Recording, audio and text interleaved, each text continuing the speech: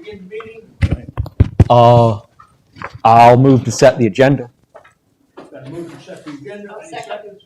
I'll second. All in favor, say aye. Aye. The agenda is set. Very good. This is the joint meeting. The Belmont City Council and the Main Street Downtown Business Association. And we'll get to that, but there is an interview scheduled with the Historic Preservation Advisory Board applicant, but she's not here to my knowledge. So we will, if she comes, we'll do that after the workshop or move that to another meeting date. So I said we just moved to the joint workshop with the Main Street Board. And Phil Bogan is snowed in at his mountain cabin, so he will be joining us remotely. But we've got Cassidy and Morgan here. And so I will turn it over to the Main Street Board. You have an agenda that's on page 4 of your packets, and I handed it out to everyone. So we'll start with, I'll turn it over to Cassidy. How's that? And let you introduce your board member, or let them introduce themselves, and I'll stop talking. Hey, Phil, can you hear us? Yes, I can hear you. All right, so Phil's joining us by phone. Yeah, that's a poor excuse still. He just didn't want to show his face after Alabama lost. I'm going to remain. Well, we'll go ahead and get started if you don't mind. We can start this way and work as most of our board members are sitting to my left. Do you guys mind just going and doing some quick introductions? We don't have our full board here, but everybody that could make it has so far. Joe Jordan, Main Street Advisory Board, DBDA, and Economic Vitality Co-Chair with Mr. Howell there. Amy Bossard, Main Street Advisory Board, DBDA, and Design Committee, with Emily, who still is on her way, and Katie Miller, who was named. John Church, I'm Jennifer's husband. But on the committee, Economic Revitalization Committee. I'm Jennifer Church, I'm Advisory Board Chair, DBDA, and Promotions Chair. I'm Al Wall. I'm co-chair with Joe of Economic Vitality and on the advisory board of DBDA. I'm Seth Sheeran. I'm on the DBDA board. I'm also the organization committee chair. I'm Cassidy Lackey, Main Street Staff and the Community Development Coordinator. Morgan Abernathy, Main Street Staff and Community Development Coordinator. So that's our team. I assume we don't need to do council introductions. Our staff member, or former board chair that has the first couple of slides that's running behind, so we can circle back to that point if that's okay. So we're going to be skipping the fancy opening remarks.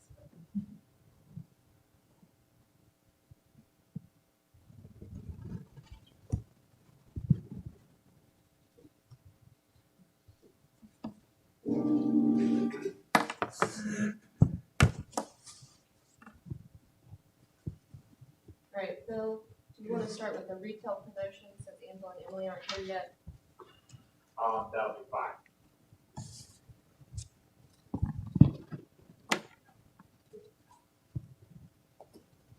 Cash, are you covering the retail promotions?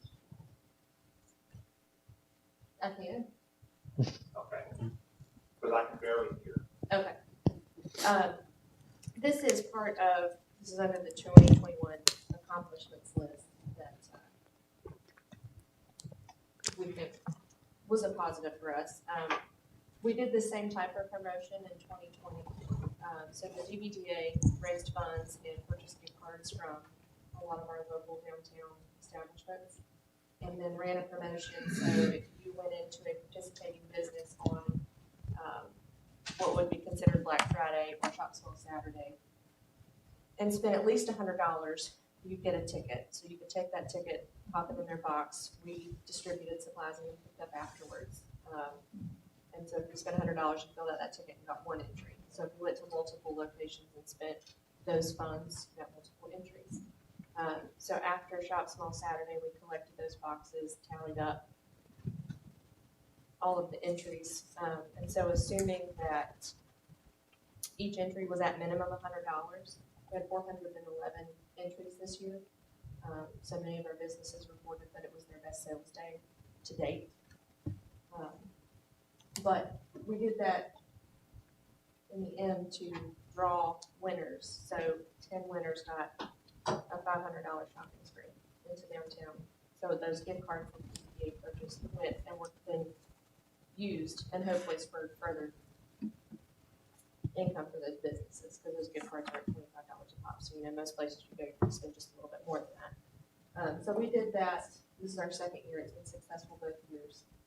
To incentivize further shopping in downtown rather than your big box stores on Amazon, things of that nature. And as we mentioned, downtown businesses, many of them have record-breaking sales again this year, topping last year. And so as you can see here, the promotion leveraged over $50,000 in 2 days of shopping downtown. So that was a pretty noteworthy economic impact for many of our businesses. How are you guys? We'll let them get situated into their.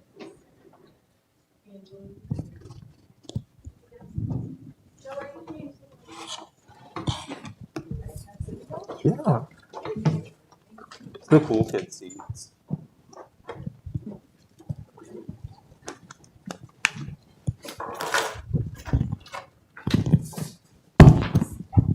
Sorry, Bill, Angela and Angela got here. We're getting situated. Oh, great.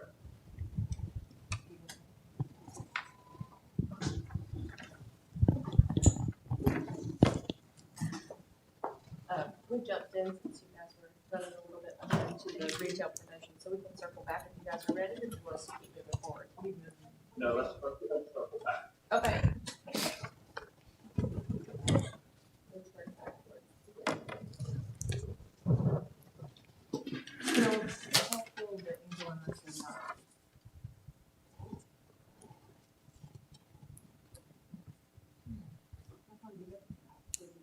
Oh. Do you want to get started?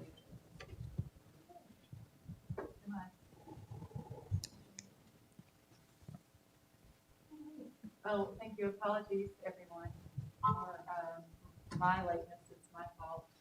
And Emily succeeded in getting me out of my driveway here. So thank you. Pleasure, my pleasure here to be here, and so happy to be able to discuss have our workshop here again, as we did last year. I wanted to, in the agenda, I wanted to start out with a little bit of an overview of 2021. So I know that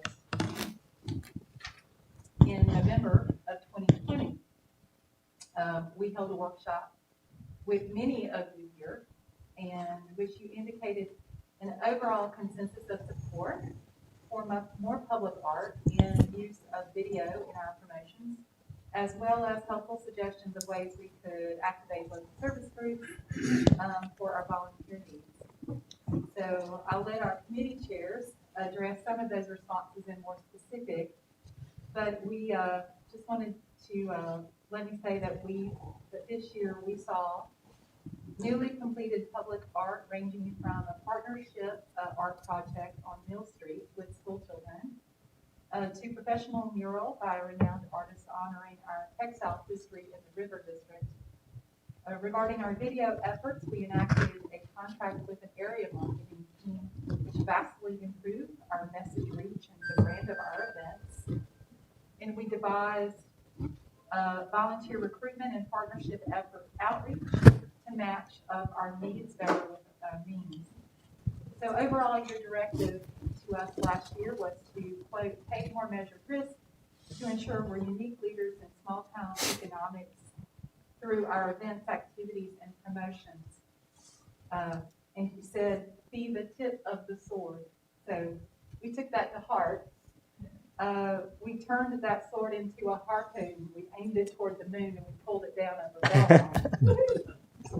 Now, this was a monumental task that fell very, very hard on some. Thank you, Cassidy and Morgan and Phil. But it really did take a village to accomplish, and we should really all be proud of our parts in it. So thank you, Council, for your belief in our organization and your support in making 2021 so successful. A few of those accomplishments of 2021 can start with the way we kicked off the year, which was recognizing 2020. The State Main Street Forum, and recognized our efforts in 2020 by winning, recognizing us for some awards in the categories of Best Economic Recovery Initiative for the COVID-19 Keep the Lights On campaign, which mounted a coordinated effort with the city and included websites, media, events, and a relief fund, as well as the Best Public-Private Partnership for Techmore Gaston and Best Retail Promotion for Belmont Alfresco Dining. Now, to give you a sense of that accomplishment, there were a total of 12 such recognitions from the North Carolina Department of Commerce for 2020 given to 9 communities. We took home a fourth of those recognitions. So these awards and that sense of partnership really, we felt in our efforts alongside the city, not only serve to make us work harder, but aim higher. And I'm going to turn this over to Phil now so he can give you a numerical look at 2021. You ready for the reinvestment statistics, Phil? Just want to remind everyone that every year, on top of everything that we do track reinvestment statistics and things that happen in the town. As part of our reporting, our assessment to the state, we have to collect statistics and report them to the state, which then in return is reported to the National Main Street Program. So last year we had some really good numbers and statistics, given the fact that we were, dealing with COVID. So last year alone, we worked with multiple building owners and we awarded 5 facade grants. We were all awarded facade grants and helped renovate 5 facades. We had a net gain of 80 cooler jobs in downtown through a net gain of 9 new businesses that opened. Public investment coming from the city, and I think primarily a lot of that was in renovation of Stoke Park and investment of other public spaces in downtown, which totaled almost $400,000, which also leveraged over $5 million in private investment in downtown. Belmont has some amazing volunteers, and we track all of those hours. So last year we pulled over 3,500 hours from our volunteers in meetings and volunteering at events. And the State Department of Commerce, they put a value on volunteers, and so that value from our Belmont DBDA Main Street volunteers was $86,000 and 773 cents, which I think is some really great numbers. And really showcases the greatness of our program.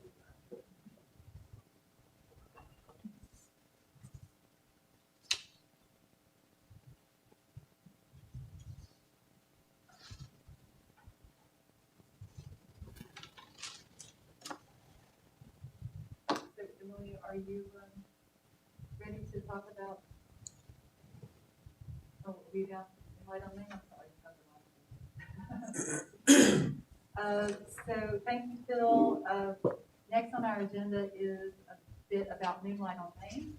So if everyone was here, you've probably heard of it. There was a little talk about it. So Moonlight on Main really was a never before seen event here for our region. It not only brought business to our downtown and fun for our residents, it elevated Belmont as a place for art and culture, and it expanded awareness of and tourism to Belmont from far beyond our previous regional reach. It supported local artists, and it broadened who we serve in community programming through partnerships that we created with other local nonprofits. It strengthened not only our organization, but also that of our local partners. And it exposed the community to a breadth of sites, experiences, and education that isn't commonly found in cities of our size. So this 3-weekend event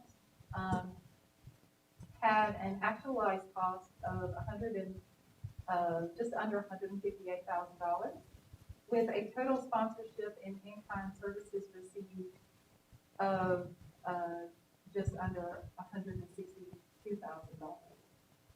So $137,000 of that roughly in money and $25,000 or so in kind services.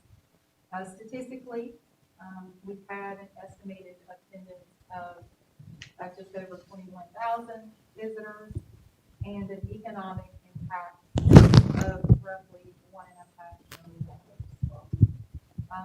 So this event was made possible again, I said it takes a village, by really much support and partnership, including the city of Belmont, of course, Gaston County Tourism, Belmont Tourism, Elements of Empowerment, Shield Museum, Gaston County Arts Guild, Garland Works Marketing, Hannon Orthodontics, McLean, Standard Distributors, Wilbur Plastics, Stowe, Robert Stowe Foundation, Dominion Energy, Lowe's, Creative Solutions, Home2 Suites, and support and coordinations with our city staff, of course, monumentally, our fabulous community development department, and also that of public information and public works and the police. So, really indeed, and we're really proud to be a part of it. So that was Moonlight on Main. We want to continue on. If there were any questions, we'll stop if there were any questions about any of that. If not, we can move on to our Shop Smile Saturday. Okay, just, great. Working on Shop Smile Saturday, I think that was going to be, already finished it? Oh, okay, I'm sorry. So we can move on now to, am I looking at the wrong thing? You can go ahead if you're looking at the right one. Okay, Christmas Village. Wrapping up 2021, we have Christmas Village, December 3rd, Saturday, downtown Belmont. I have to say, even though I'm from the area, this is my first time Christmas in Belmont. And I kept hearing a similar phrase over and over. It's like a Hallmark movie. And I can't say that it is true. Belmont was like a Hallmark movie here in Christmas Village. So we had a lot of activities and events happening that day. We had horse carriage rides, Santa and Mrs. Claus. There was a carousel that was a very popular hit. We also had a gingerbread contest for the first time. And the Snow Puff characters in front of City Hall. So we are planning the same thing for next year with a few more additions to keep that Hallmark movie feel of downtown Belmont. It's okay. Yeah, sorry. Morgan, do you guys have any numbers? What the cost? Bless you. What was the cost to put on Christmas Village? I do not have that in front of me, but I can get back to you on that with those numbers. Maybe Phil knows off the top of his head. Bill, do you have any idea the cost of Christmas Village off the top of your head? I don't know. We did get a $10,000 sponsorship, and I know the cost was under that amount, but we can come back to you how that exactly fell out. Thank you, Emily. You'll talk to us about our public art initiatives. Yep. So we had two, I thought, very exciting projects this year. One was to refresh the fence art behind Sammy's. It started looking a little drab after a few years. And so, again, we partnered with Belmont Central, Belmont Middle, and South Point, their art teachers and students, to put this together. And so I'm sure you've all seen it now, but we were very excited to have those partnerships, again, working with us to do something wonderful in the community, help beautify that space. And then the Logan Mural. This gives, I got chills just saying that. Juan. I don't know how to describe him or other than he's well known in the art world. He has works of art in the Smithsonian. He lives here in Belmont, lucky enough for us, and he was willing to work with us and a business owner to put such an amazing piece together for our community in East Belmont. And Jamie, I know you helped us a lot, and Morgan and Cassidy and Phil, to capture the making of this mural, and because of its importance of Juan being involved. And there was some media that we put together in a little video, and I think we have that for you here today.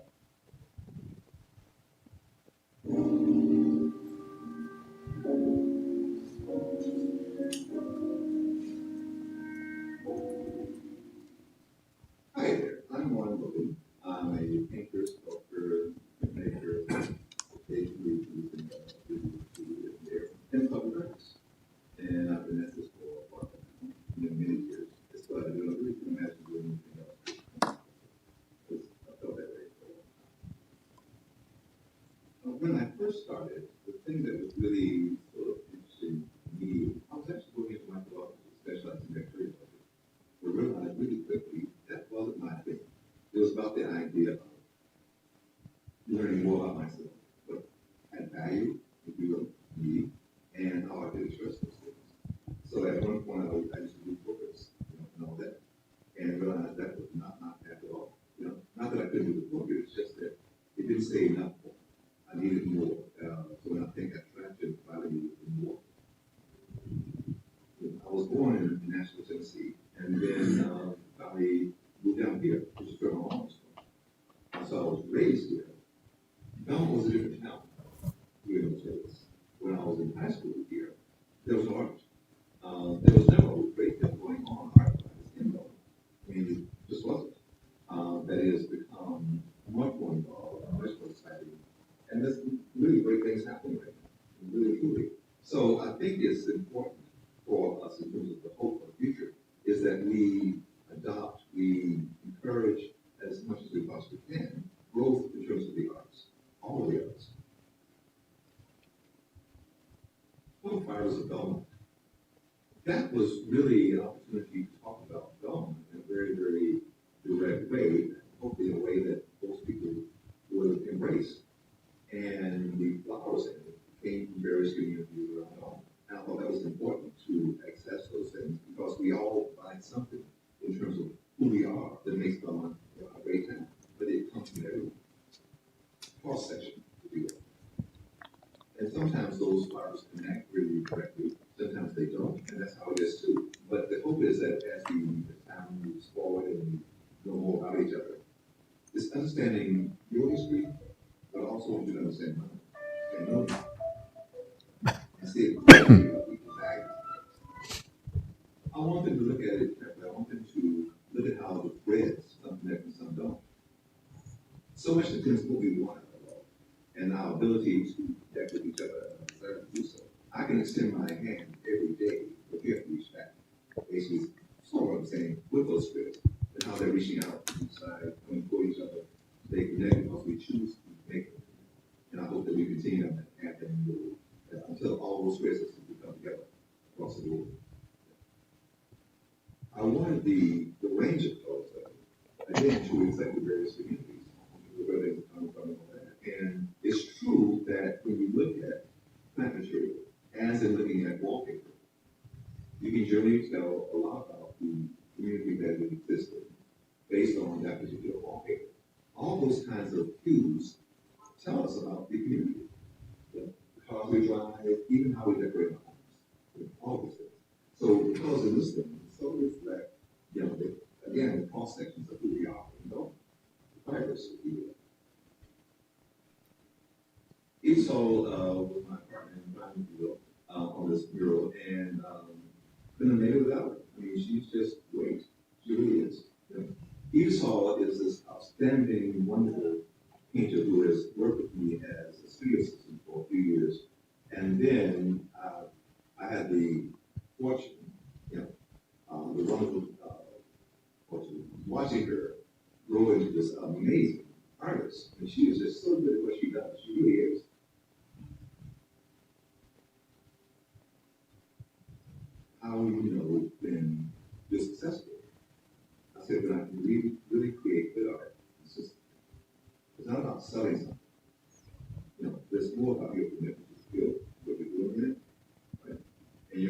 to make good. Early on in my career, I will have to say that I came to somewhat effective. I really wanted to get what I was talking about, and then as time evolved, of course, and I evolved, it was more about simply creating good people. I think that I cared about what I was doing. Beyond that, well beyond that, in terms of what I'd like to be remembered by, it's simply being a good people. That we best do.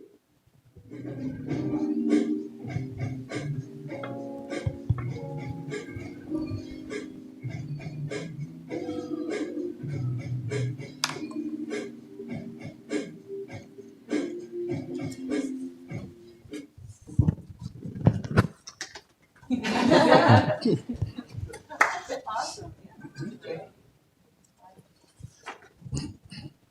Well, I don't think we have a slide for this, but, you know, Moonlight on Main, going back to that, there was so much art involved in that other than the moon. We again worked with a homeschool group. We worked with Newbridge Academy. We worked with Belmont Central, Belmont Middle. Oh, God, y'all. What's the list? It keeps going and going. TechWorks was a part of it. Elements of Empowerment and the Underground Railroad, and just seeing all of that public art displayed in Belmont in this amazing event, and the centerpiece being the moon. I just thought it was quite magical. So I echo everything Angela said. Thank you guys for your support, partnership, encouragement, and for the team here for, I have no idea how many hours y'all worked, but, and how you slept during that time, but my goodness, thank you. I don't think I would have to cover y'all as much as y'all did. So, anyway. Thank you. Any questions for Emily about public art? I'll say you guys did a great job. Really good job. Thank you so We much. thank you so much. You do that a lot. Your progress. If there are no questions, we will move on then to our finances and the IRS and Secretary of State with Liz Bishop.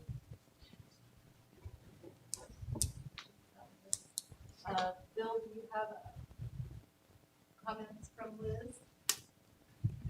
Are we on the financial slide? Yes.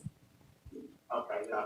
I think we all know we had a few issues, in years past with our organization, the DBDA, with our standing with the IRS and the Secretary of State. Running a nonprofit organization is a different animal than something that some of us have never done before. So Angela and I actually went through a very intensive nonprofit training and got a certification. And we worked really hard over the last couple of years to make sure that we have this organization in good standing. A great move that the board made last year was hiring Terry Walker out of a she's a partner with McCann Rogers, Driscoll and Associates. That organization, they specialize in nonprofit organizations. Karen is a Belmont resident, and she has been a tremendous help to our team. And so I'm extremely happy to report that the DBA is in great standing with IRS and the Secretary of State, and we will remain in good standing for years. So that's what I think and the other board members are helping to make sure that we keep all of our finances in order and that we remain in good standing with IRS. So thank you. Bill? And, Let me ask you one quick question about yes, that. absolutely. I think I saw in the minutes somewhere, did you actually lose your tax exempt status for a period of time? That was a confusion. We had not. We thought we had, so we reapplied, but then they came back and said no, that we hadn't. Is that correct? The correct verbiage for, because they basically refunded even where we had said, okay, we need to do this. We went through, we tried to go through that process, and then they came back to us and said that we were not out of that standing and they refunded our money. So, Bill, am I correct? Can I explain that? Bill? Was I asked a question? Yes, we were looking for the correct terminology about what had happened with the IRS. So submitting, paper copies of our taxes, to catch items up, and the IRS was so far behind. And so we thought that we could, the letter that they sent us, that they wrongly put us on, the naughty list. We actually reapplied, we went through the process of reapplying, paid the additional fees, and all of that actually got refunded to us. Because we were never actually put on the naughty list. We were wrongly put on the list, and that has since been corrected. So our understanding that it had something to do with the fact that we were applying on paper as opposed to applying electronically, like submitting it on paper. When you say applying, you filing? Filing. Your filings? Filing, yeah, filing our taxes. So our taxes had been filed, but they were being filed in paper format instead of electronic. And I think that is the process. It is all still a little murky to me, but I know that whenever we discovered, because we would look on the status and our taxes wouldn't show up. So we would call and we'd say, why aren't our taxes, that tax year wise is not showing up on the form? And then finally we reached someone who said that we're not, who told us that we were not good standards. So we went through the process they recommended, we paid the fee to reapply. But then once we did that, I guess what they resolved whatever the issue was, because they came back and said, no, you're not in that standard, here's your money back to your future. Is that correct, Phil? How I explained it? That was my understanding. So it was a miscommunication of this. But I think it came from, again, still a little murky, but I think it came from the fact that we were submitting with paper, with paper instead of doing electronically. Are these recent submittals? The reason I ask is because when Phil came on, took over from Vicky, I knew at that time, talking to the IRS, that you were within about 8 or 9 months of losing your tax exempt status. The IRS at that time said, been filed in 2 years. If we don't receive that third filing, you're gonna lose your tax exempt status. We were told at that time that everything was okay. And the reason I'm asking is because a couple of months ago, I saw that in the minutes to where they had lost their tax exempt status. I thought all that had been resolved years before. It had been, that's not that issue. Okay. We had continued to submit our taxes and we submitted them in a paper form. And so somehow that, I believe, again, that's murky, but somehow that wasn't being recognized by the IRS. Bottom line is you are in good standing with the IRS, and we have been. anything alluding to the fact that you were not is a clerical error within the IRS. Yes, absolutely. Thank you. And I appreciate the question and clearing that up. Any other questions? All right, thank you so much. We'll move on next to the exciting things moving forward, and I move forward to Chair Jennifer. Thank you, Angela, and thank you all for the great work that you did in 2021. It was just an amazing year. And thank you for giving me the opportunity to chair the advisory board and to your time to share the work plan today. We appreciate that. This afternoon, we'll just highlight some of the work plan action items before we start. Of course, we need to thank you for partnering with us. The council is our most valued partner, and we want to encourage an ongoing sharing of ideas with the staff and with all the committee chairs here with us today. You all are longtime residents of Belmont, and we'd like to know what your vision is for the Main Street. What would you like to see?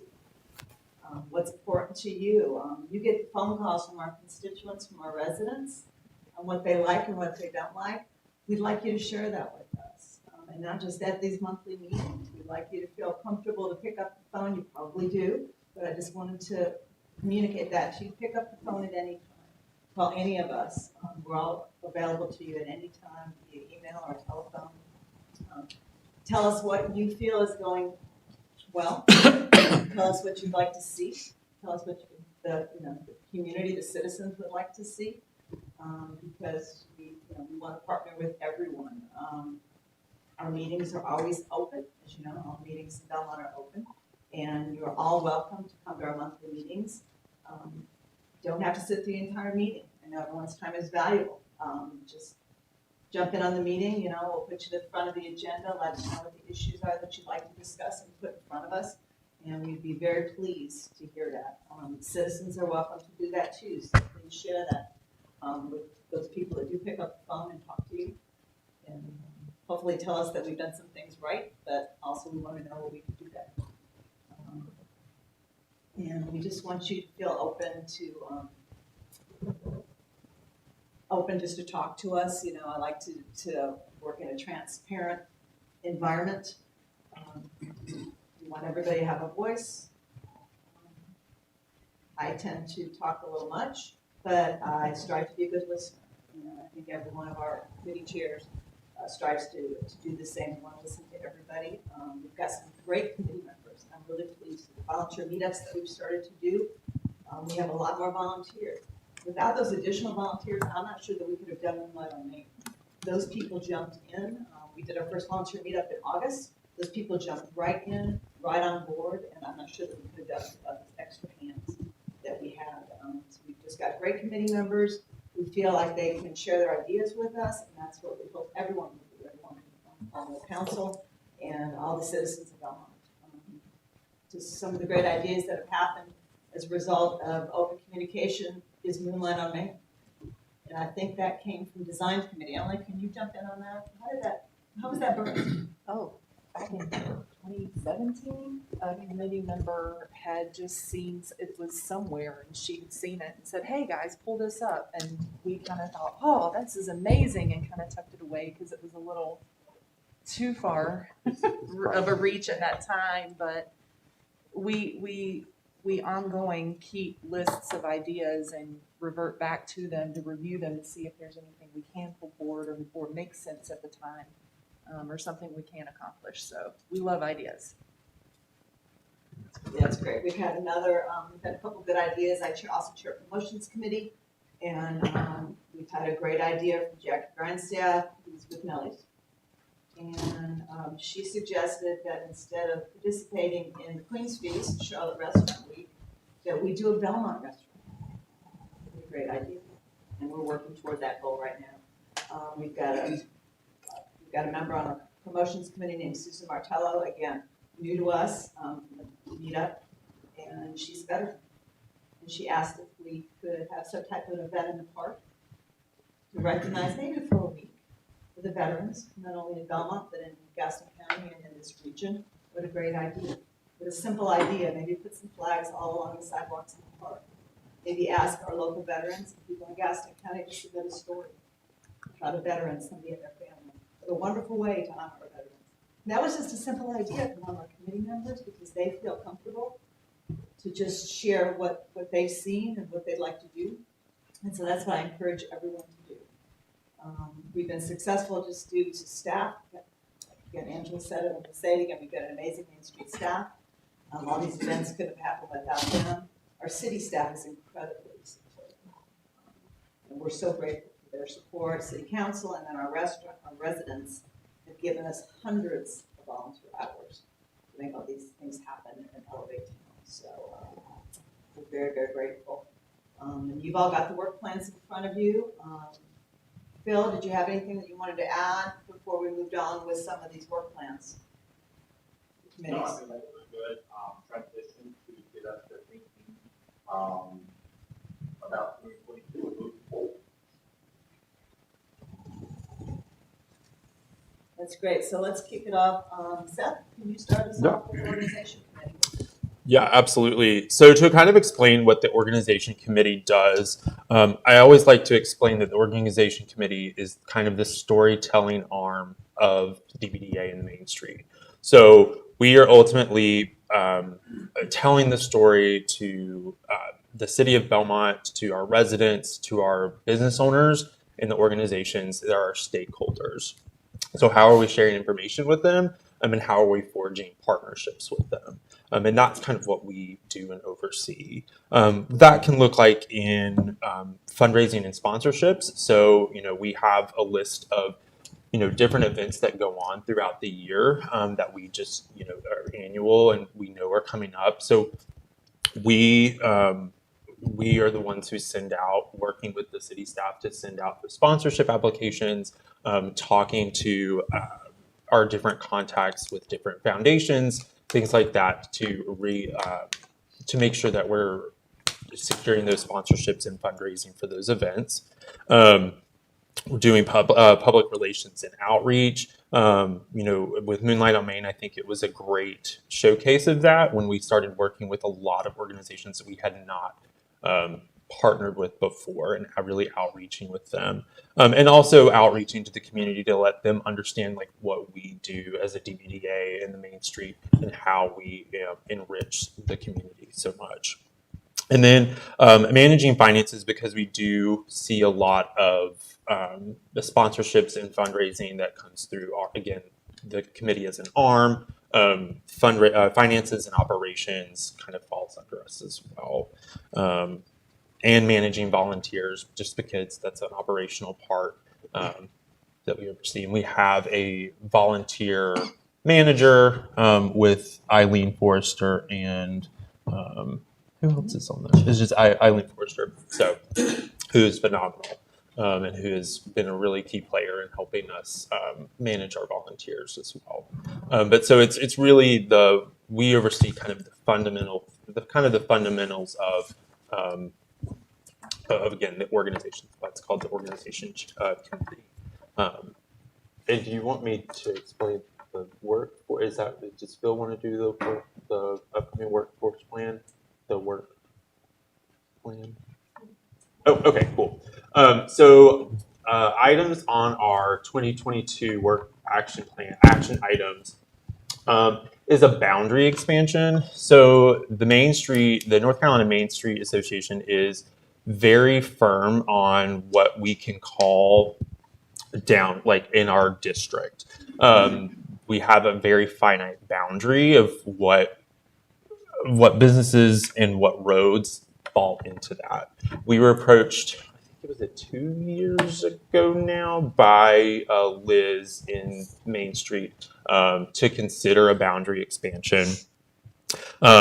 Last year was something that we had started. We had started the conversation. We had looked at different areas to expand in, but with the energy and necessity with Moonlight on Main, we kind of tabled that, and so we'll be continuing this year, pushing that forward to expand the boundaries. And I think we have actually something like that to show. So this is what it currently looks like. As many of you know, we are in 3 different districts, the Chronicle District being in the middle in yellow, the Historic District in green, and then the River District in blue.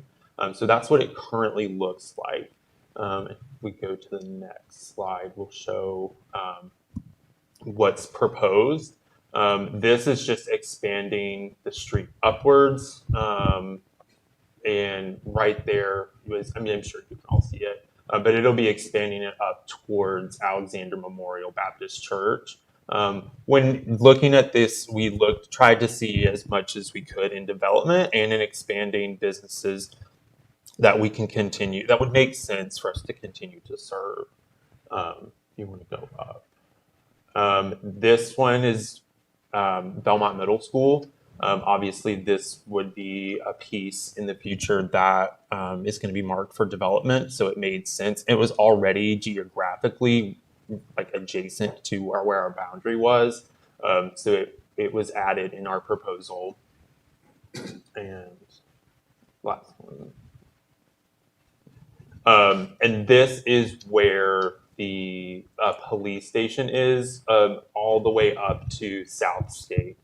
So this is in the Chronicle District, which would, and there's also proposed potential development along with a couple of businesses that we would like to have included. So again, all very strategic in our original and proposed planning.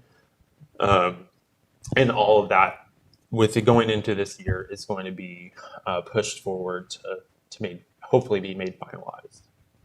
Seth, can I ask you a question? Sure. I mean, what dictates where you go? I mean, on geographical area this size, you got a business in that corner. What dictates? I mean, we want to take in this whole area because we feel like we can do something for this business. Right. And Main Street by definition is finite. So I'm also looking, if your expansion requires money, how you're taking this geographical area and want to do all of these programs for all these businesses. You guys, as a parallel track, are you looking like, well, as we grow, the beast needs more money because we're going to be doing more. How do we fund that? Sure. So this is really just kind of it's not really, it's nothing what we anticipated what would be more costly in any way, shape, or form.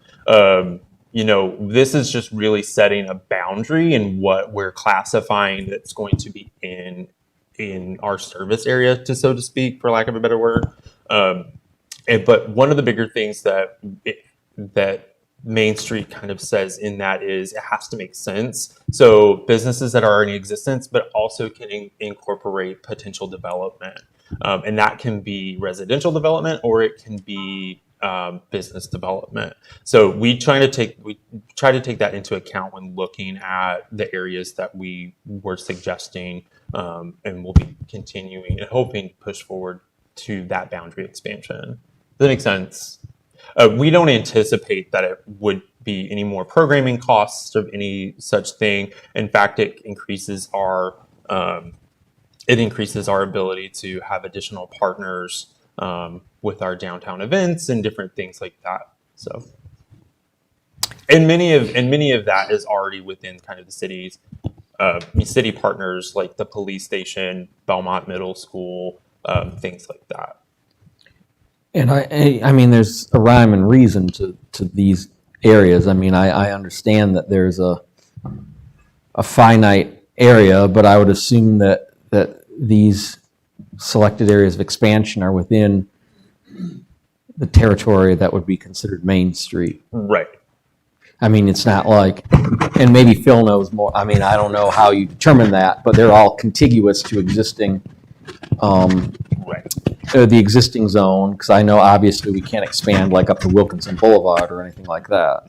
Yeah, it has to make sense, and that's why all of these proposed areas are they're adjacent to our current boundary. So it's just expanding where there are businesses and potentially additional stakeholders. So. And for a business too, I'd like to chime in too, Richard. We work very closely with Shelley and planning and zoning. And when we were really looking at the boundary expansion, we met with some of Shelley's staff and looked at some of the maps and boundaries that they use. And so with the proposed expansion of the Main Street District, this aligns very closely with the Center City Small Area Plan, which is part of the 2018 Comprehensive Land Plan. And so with us kind of aligning our boundaries more closely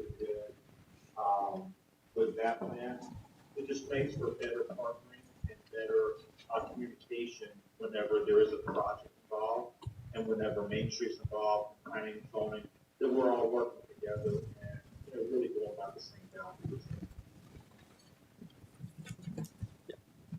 Absolutely. And so, so this is something that, like Seth mentioned, we started this time last year. There was a lot of public outreach involved. We sent out, we put up 75 letters, followed up with emails, had multiple conversations with property owners in these proposed expansion areas. We had no one opposed. We had several people with questions. But ultimately, every business that we communicated with and these proposed expansions were in favor of being included in the Main Street boundaries. And so we just wanted to bring this, and then I said, mentioned, we're not only kind of took full precedent, kind of just put on the back burner. So we really want to bring this to the attention of the workshop today, just to make sure that you are comfortable with, or have any questions or concerns about the boundary expansion, before we put it on the agenda in a future, meeting, for you to go through. So feel free if you have any questions or concerns with these proposed boundaries. I'll be honest with you, Phil, I mean, it's pretty new, I'm not sure how I feel about it right now. I'm sure all the businesses be taking in are very excited about it. Now, in line with what Jennifer said about ideas, something that actually John and I talked about several years ago, something you may want to consider. We talked about municipal service district. And I think that's a legitimate source of revenue that you guys should begin to take a serious look at. Davidson has one, Shelby has a very successful municipal service district. What it does, it brings the people, the business who are benefiting from all the programs and all the stuff that you're doing, to actually have some skin in the game financially. Not completely dependent on fundraising grants or the city council to finance it. Is if you want a lot of things that are above and beyond what is usual and customary to be provided by the city, then maybe we need to look at creating a municipal service district.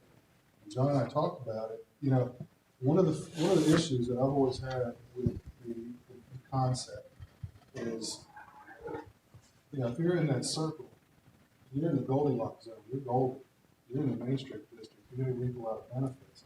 When you're using public revenue to benefit this finite area to the exclusion of all areas outside of it, and that's an issue I don't know how to resolve. I don't know if it can be resolved. You may be able to address it with the municipal service district in that they may not have to be part of the Main Street proper, but can be part of it as an annex member, in that they contribute to the MSD, which gives them some access. Because I know I talked to Jean Flowers years ago about this, and she was really upset that she was excluded on the outside of the boundary. She said, you know, I mean, of course, my tax dollars that are going to this are not a lot, but they're taking my dollars to benefit this area and telling me, I'm sorry, you're outside the boundary, so there's no benefit to you. I mean, I understand things are the way they are, but I also understand her position.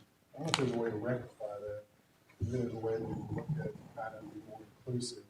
Because I mean, I can appreciate what she's saying, but I don't know that there's resolution to it, and I told her that. Yeah. But municipal service district is something I've been interested in for a very long time. I know businesses may be reticent, why should we pay for what we're getting right now for free? You know, I mean, I think there's parity and fairness to be looked at as well. What were some of the pros and cons of that municipal services district, John? We did talk about that at length a couple of years ago. Well, it's a tax on the folks that have, are a part of the district, but the bottom line is, though, there's so many things that these the businesses do benefit from being in Belmont, downtown Belmont. The retail event, for example, if you can increase retail sales by holding an event, there's a benefit to it. So I think one of the things that I've noticed coming into this community 25 years ago is that a lot of the downtown development, the businesses benefited from it, but they didn't have to pay for it. And one of the most obvious examples of that is parking. I mean, sooner or later, businesses in this district are going to have to address the parking problem. Or the growth that we need to build some kind of parking accommodation. So to me, this is just another example of, you know, you live in Belmont, you have the benefits of Belmont. The stuff that, you know, the Main Street Committee's done last year was, in my opinion, over and above what I've ever seen. You know, and we ought to be really proud of it. I mean, Moonlight on Main was like very risky, you know, and the weather and everything else, and they pulled it off. And I'm really amazed at how successful that was. So to me, there's just a cost associated with being part of the community, and a lot of people push back on that. But on the other hand, though, it's like, it's not a, you know, I think it's successful in other communities. They can be successful here. It's how you sell it and how you kind of say, hey, you know, these are the benefits. It's a small tax, but it can be very powerful because you have money now that they can start using to do beautification projects, maybe hire a consultant to figure out the parking opportunity instead of a problem. You know, because we haven't dealt with some of the problems, and I think now with the school downtown, the Belmont Middle School, it's going to bring that problem back up again, really, really, I think, acutely. The parking, it's going to be a problem. How do we address it? So anyway, yeah, I think it's a great idea. I think that the pushback was always, well, it's an additional tax. Nobody likes taxes. But I'm not sure how it's levied and how much it might cost, but it's. Well, it could be a we were tax. in Shelby, it was really successful in like 20, 30 years. And they have a budget like $100,000. It wasn't really that. So they hired somebody to help, you know, promote the downtown, and you know, I think it's been really successful there. Is in your experience, have such municipal service districts been applied in downtowns like ours, or more in downtowns that are struggling with lots of empty buildings as sort of a way to encourage and spur change and growth so that they become more like ours? You know, I think that use Shelby as an example. You know, Shelby had a really transformational problem. You know, the downtown was really run down, and I think they used it to help turn it around. And that community was really, I think, done a good job with that. So I really don't know the context of who works best for it, but I think it's at some point in time, the community, I think the business people need to take kind of responsibility and take leadership. And I think one of the things that I noticed 3 or 4 years ago, they used to have a downtown business association where all the business people, you know, were trying to provide some leadership. That just went away. And so to me, it's kind of a leadership opportunity. It's also, I think the tax is very minimal, and it's just another way to raise money and to have an impact on the community. So it's like, let's get the business together, the owners, and let's do this. So I know the EV committee did a bit of research on that, Al, several years ago. I feel like Wilmington was one of the towns that successfully did an MSD. They weren't struggling, but they recognized the need for some beautification. They had security issues down there. And so that's what they used some of their MSD dollars for. I mean, I would think that if you were going to do an MSD, the time to do it would be when you're not struggling. Because, I mean, if you're going to assess a tax, the risk there is always that, you know, you kind of push people over the edge. But if you've got a successful, economically booming downtown, that's much less of a risk for the businesses that have to pay it. And we do have some real needs around parking. I know we were talking about that in EV the other day. Yeah. And then, you know, there are some advantages to Main Street and having a predictable flow of income every year rather than having to come to council hat in hand every budget cycle and kind of seeing what you get. So I'd certainly be interested in exploring that idea. It makes it all, to me, I want to know what my revenue stream is going to be so I can project, but it also makes me a little more self-determined. You know, we can do this. We are generating our money. You know, anything outside that doesn't require the blessing of the city, you know, through planning and zoning or police or whatever, you know, you'd be free to move forward with. And since we started, I mean, the Main Street Committee, and I was past chairman, I mean, when I see what we started with and now what they're doing, I mean, in terms of revenue, some of the, you know, the concerts, you know, I know they're raising a lot more money. And Moonlight and all that stuff. I mean, to me, it's a good point.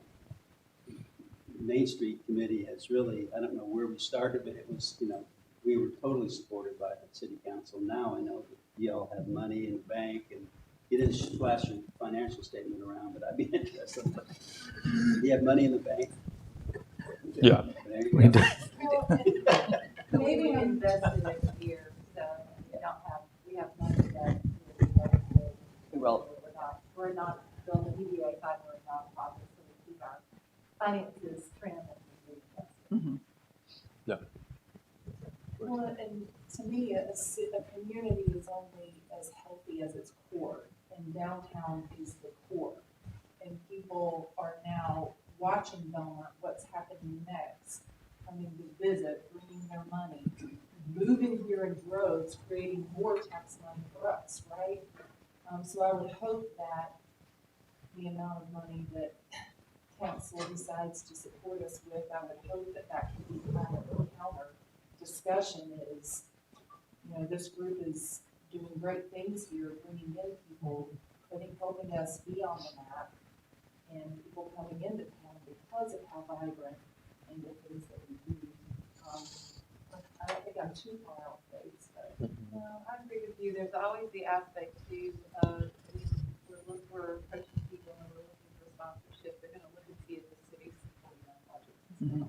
So even some small amount brought to from the city gives us extra bargaining chips and gives us a better standing when we're approaching others.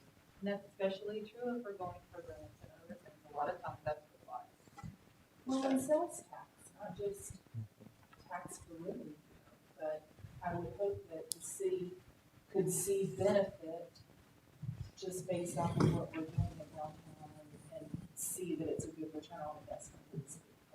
Right? I think there's also, we walk a fine or tightrope, so to speak, in keeping Belmont the way it is. We love Belmont because it's small, quaint, unique. There are communities, small community members that have shops in downtown and that can afford to do that. I think with the expansion and all the great things that everyone wants for Belmont, the flip side of that is we've got to keep it affordable for smaller business owners to have a shop in downtown. Yeah.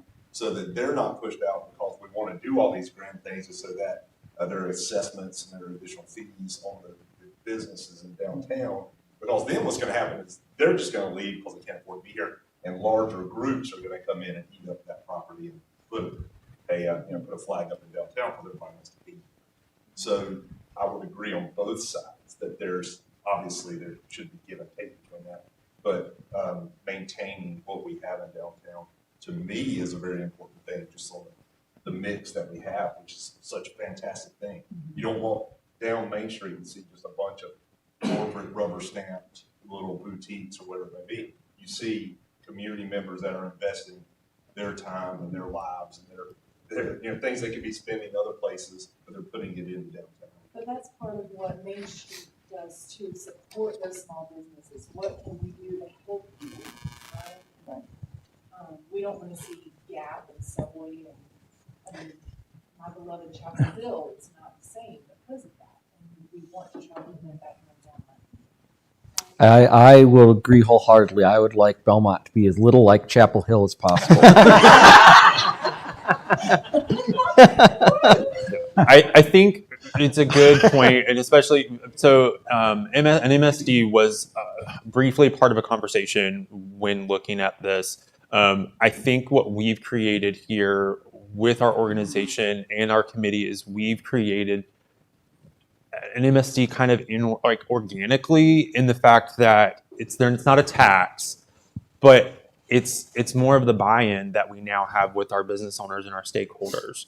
We're leveraging partnerships to secure sponsorships in sometimes in $10,000 increments.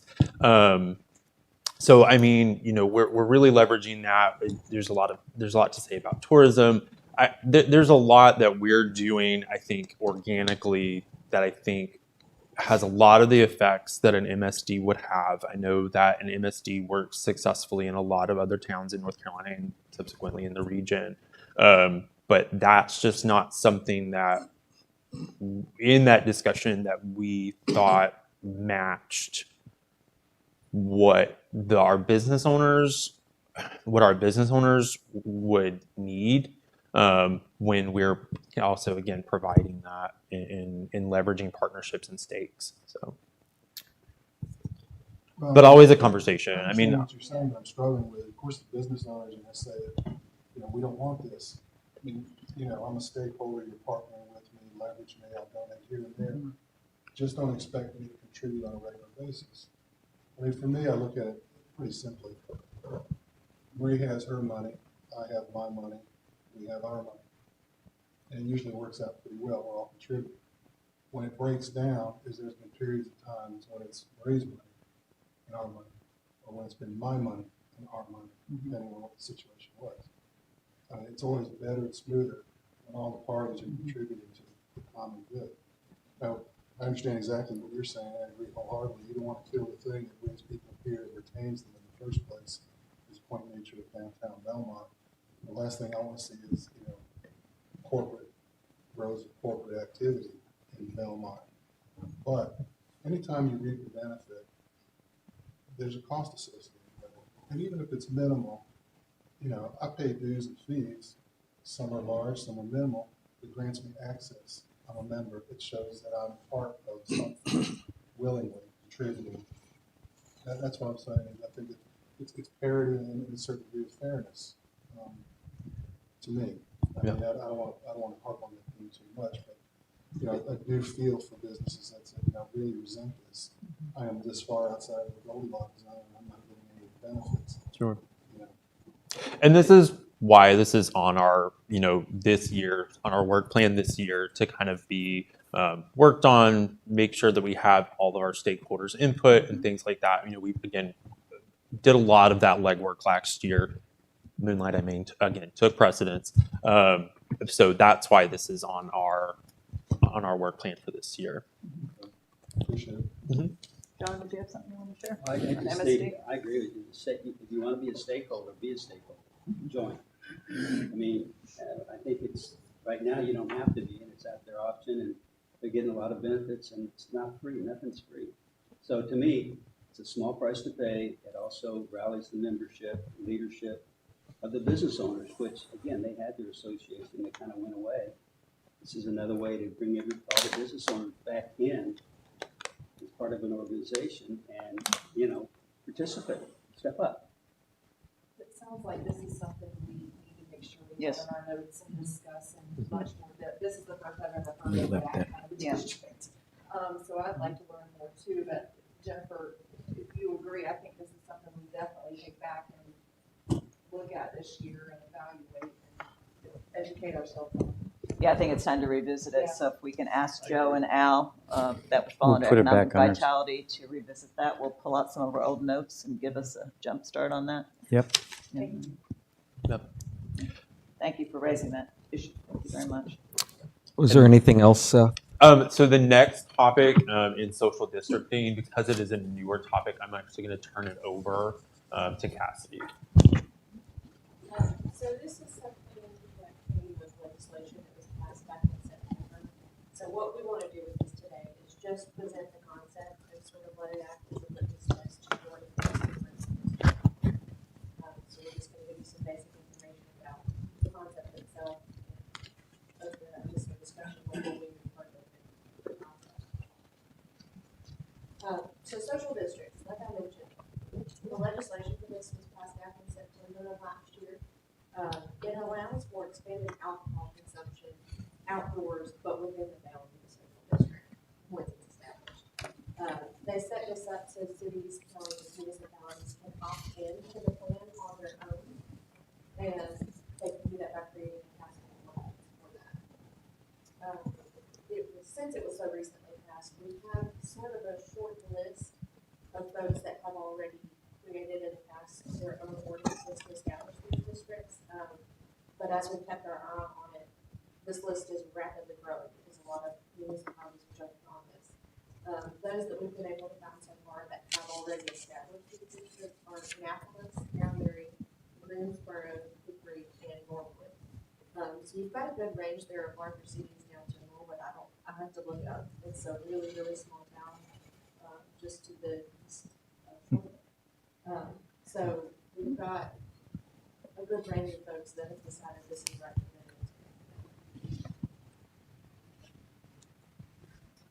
So just to go over some of the very basics, it's not an extensive list. Some of the requirements for municipalities, if you establish a social district, is once you establish it via local ordinance, you submit that plan to the North Carolina ADC Commission. It does not have to be approved by them to our knowledge, but you have to let them know what's happening. And the other major part of this is indicating the boundaries via signage. So, not that this would be our exact signage, but an example, it would have to list that it is the boundary, the dates and times that those boundaries are in effect, and clearly state no alcohol would be allowed past that point. The third major point of that would be that you would have to establish and then publish on your website the management and maintenance plan for the social district. Those ABC permits that would fall in the social district would have plenty of requirements to meet as well.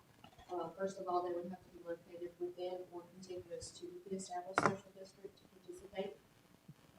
They can only sell alcohol on their licensed premises, so they couldn't step out on the sidewalk because there's a lot of people that say they're gonna hawk their product off the sidewalk just because they fall in that social district. They would still have to sell it on their licensed premises. And then another portion of that, but they would have to prohibit re-entry into their business with alcohol that they did not sell. So you could not purchase an alcohol beverage, leave, and then enter. You know, you couldn't leave Sammy's with something, walk down the street a ways, and then re-enter on the store with that beverage.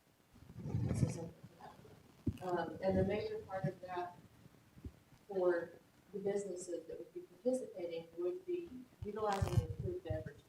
And as you can see here, there are some very clearly defined regulations that they would have to follow with said container.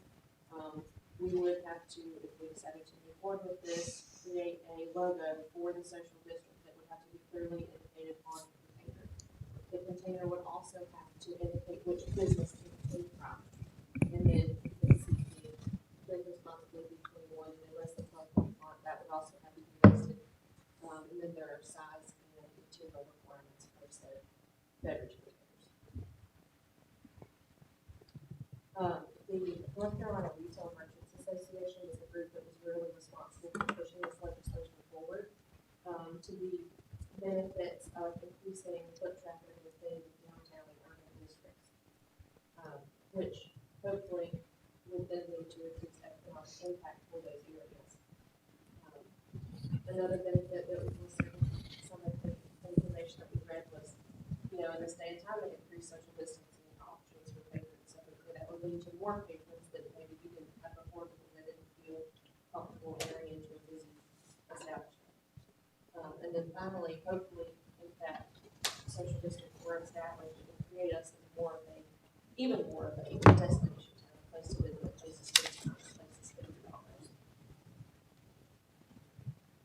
And then in identifying potential challenges, educating the business owners would be a big one. There are a lot of restrictions and regulations that they would have to follow effectively for this to go smoothly. Education of patrons would be another potential place for challenge because it would take a lot of education.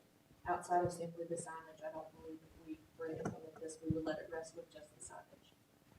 We would, and have discussed planning sort of a whole educational campaign via social media, our website, through handout literature, whatever it needs to be, but that would take some time to establish the direct education of the potential patrons. And then finally, an increasing the law enforcement presence where those social districts are active. We don't see that as a large potential challenge because we have had multiple conversations with our police department, with our ABC detective and local ALE representative. So we have discussed this at length with them. And again, the concept of whether this is right for us and they feel it would be appropriate and something that can handle for us to implement if we so choose. So, quick question for me. So when you guys talked to the police department, they said with their current staffing that they feel they could feel confident to handle this type of district.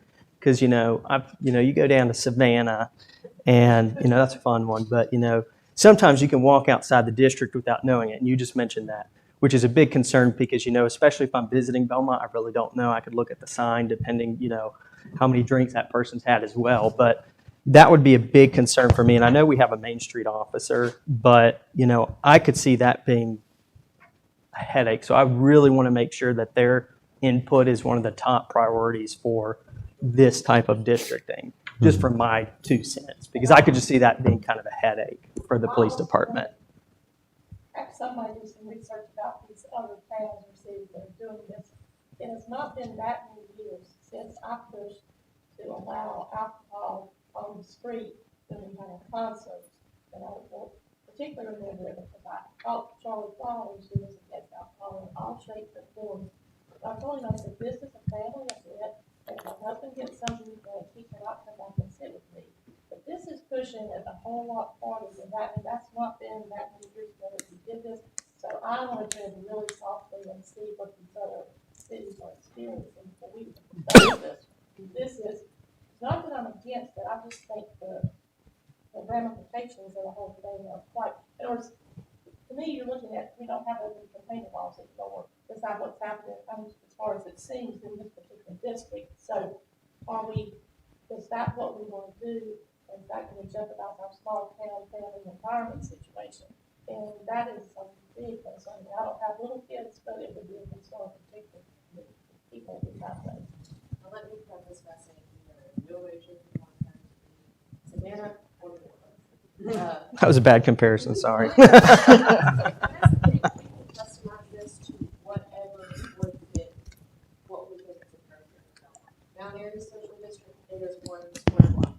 It is a couple of nights a week. We could make it 1 night a week from 5 to 10 p.m. We could make it every night within what the ABC allows for alcohol sales. So it is incredibly customizable. And our plan, and this, to your point, this is why we started by having these conversations with the police department. We said, we want to talk to you first. Is this even feasible? Say we implement plan A, plan B, plan C. What does that look like for you? What does that look like for your staff? What does that look like for the cost of your department? So that's why we started the conversations with them for that feasibility. How do you feel? Can Belmont handle this? Can our residents and visitors react appropriately and behave appropriately? It's something to take away. Yes. If it's a little too much. And I don't know if it's appropriate for them to chime in, but most of those that are here with us are the ones that have having these conversations with.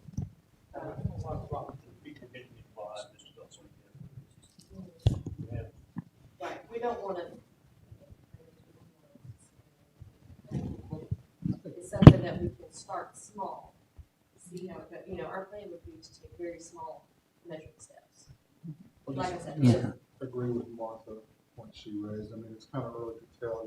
There's probably not a lot of data on what's happened within these cities because it's so new, what the reaction has been, problems, potential problems, benefits.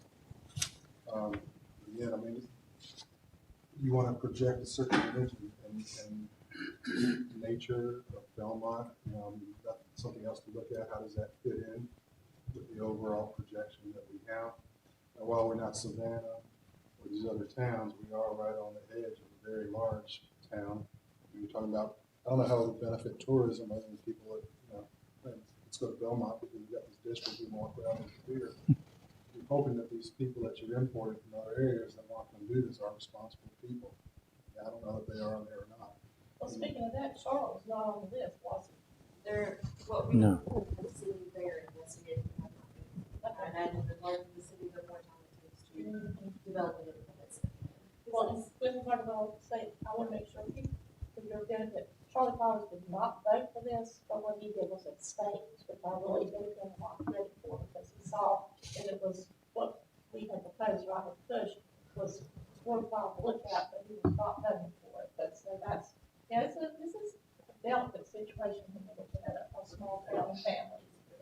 I thought it was interesting that Mount Airy has done it because, it's literally Mayberry. Kind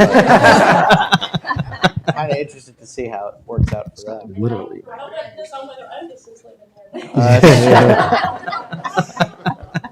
it something that can be based? So Yes. what you did, Marlon? No. Okay. And that was kind of where we started. We said, okay, We're gonna step up our game. That's where we have vendors come in and sell. Can we, in lieu of that, implement some social district? But it turns out that's not something. It has to be, and two, it helps for educational purposes. If it's every Saturday from 5 to 10 p.m., there's far less confusion than the third Saturday of every month with the full moon. You get to drink alcohol on the street. That kind of sets you apart. Could you do like every Friday from 5 to 10 in the summer months? Could you do like a night timelines or? I believe so. It doesn't have to be. I thought I saw someone shaking their head. No. Is there enough interest to maybe have a workshop about this later, and we could get the police and Main Street and get some examples? Just Yeah. to see? Yeah. Because you're wanting direction. Is this an absolute no, or is this more information? How would you like us to further invest? I would like to further investigate, but I want to look at this 3 to 6 months from now after we have had time to see how it is working and how much police involvement is doing in other cities. Yep, I So agree keep with it on that. the work plan. Yeah. And come back to the information. Yeah, again, this is all, work plan items that our committee put, for your consideration. Obviously, something that's an ongoing conversation, so, absolutely. So we'll report back to council. We'll communicate with you. We'll do some more research as requested, and we'll report back to council. Thank you. Seth, anything else? That is all I have. Okay, did anybody have any additional questions for Seth, for Cassidy on social districts, on the historic district, anything like that? MSD? Anything else? Thank you, Seth. Thank you. I think promotions is next. Some of the highlights for promotions, our existing events, very successful, Christmas Village, Shop Small Saturday, we talked about that a little bit, Back to School Drive, Food Fest, all those will continue. We have a couple of new events that we proposed. I think I mentioned them both already, Veterans Day in Stowe Park. We're still putting that together. And then Restaurant Week, 2 new events that we hope to add to the schedule for this year. We're trying to encourage the businesses to take ownership of some of the events that we're doing here in town. It puts less work on our staff. And someone mentioned that we don't have a downtown association anymore. But we still have a fairly cohesive group, some of the businesses, and the bar crawls were an example of that. When Phil proposed that we did a bar crawl, 25 people showed up to meet. They set it up, they did the t-shirts, all the restaurants did all that themselves. That was a great example of trying to get them to take some ownership in lieu of having a downtown association. So we're working toward that. We'll do some more bar crawls this year. We've talked for a couple of years doing a third Thursday shopping event, trying to get the restaurants and the shops to stay open maybe till 8 o'clock to just generate another event. That's something we'd like them to take ownership of. We'll help with the social media piece of that, certainly, but we'd like them to take ownership of that. We talked about a Valentine's Day promotion. We're not going to do that this year, but can they take ownership of that next year? So that's another one of our goals in the promotions committee. Also, we're going to continue working on expanding our social media presence, not just during some of the larger events, but just kind of an ongoing presence. City staff has been really helpful with that. Jamie sits in on every one of our promotions committee meetings. She always has great ideas, and our committee members have the same. Charlie, did you have a thought? Pardon me? I thought maybe you had something you want to say about that. No, I'm good with it. Yeah, so again, and we did some of that outreach on social media by engaging some contractors, the Burks, and some other individuals to do graphics and design work for us. And so we'll continue that, doing press releases. So we can keep Belmont in front of Gaston County and the Charlotte Metro all year long, not just when we have Christmas Village, not just when we have Garibaldi Fest. So that's some of the highlights for some of the action items that we had for promotions committee this year. We've got a couple events that we'd like to talk about specifically, and that's Garibaldi. And I think that was next on the agenda. Yes, Yeah. Could you talk about Garibaldi a little bit? We're going to make some changes to Garibaldi, I think, this year. You might be excited to hear about. Go ahead, Morgan. Sure. As Jennifer was mentioning earlier, some of the ideas that Main Street and some have come up with. One is a rebrand of Garibaldi Festival. So there's been a break in the event due to COVID. And if there were a time to rebrand and shake things up, this is our year. Mm-hmm. So we have started working with Michael Wilson, who are on the design committee, to create a new logo and possibly name for Garibaldi Festival. Along with this, the idea is to kind of elevate Garibaldi Festival and transform it into an arts and cultural event. with music downtown Main Street, local art vendors, art and craft activities throughout the day, and live music downtown Main Street. This year, we plan to kick off Garibaldi Festival, or the Spring Festival, with Friday Night Live, and then continue it Saturday day. So that's where we are with Garibaldi Festival as of now.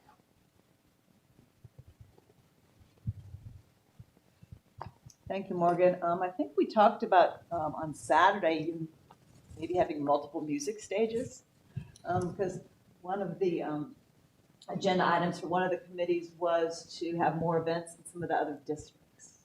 You know, get people to go a little bit further to Main Street than down to the Stowe Building. They kind of get to the Stowe Building and stuff.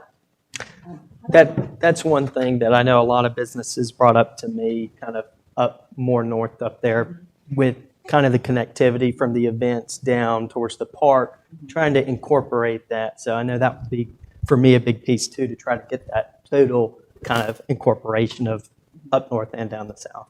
Thank you. Yeah, and we've talked about that too. You know, we talked about possibly putting a stage down by Davis, right? Is that the location that we had talked about, Emily? I'm sorry. Davis Street Park? by Bottle Tree, you know, by the Yes. lodge. Area. What about East Belmont? I mean, that's another great opportunity to go east across Park Street. And then Chronicle Mill's gonna have a big impact. I mean, there's gonna be 300 plus people in the community, and that thing gets fully occupied within the next 12 months. And the impact of that on the city, traffic, just the businesses, I don't know, that's gonna be a big. As a project, we used to talk about East Belmont for a long time. We're always on top every year. They don't receive the same benefits as the people that there's a businesses on Main Street. And one of the things I think we talked about as a group is specifically reaching out to the Common Antique Mall and then Doc's basement are the two main ones there, and more that service space that that's something someone in the street staff was going to reach out to them to talk to them about what something like that and how we can support them a little bit more.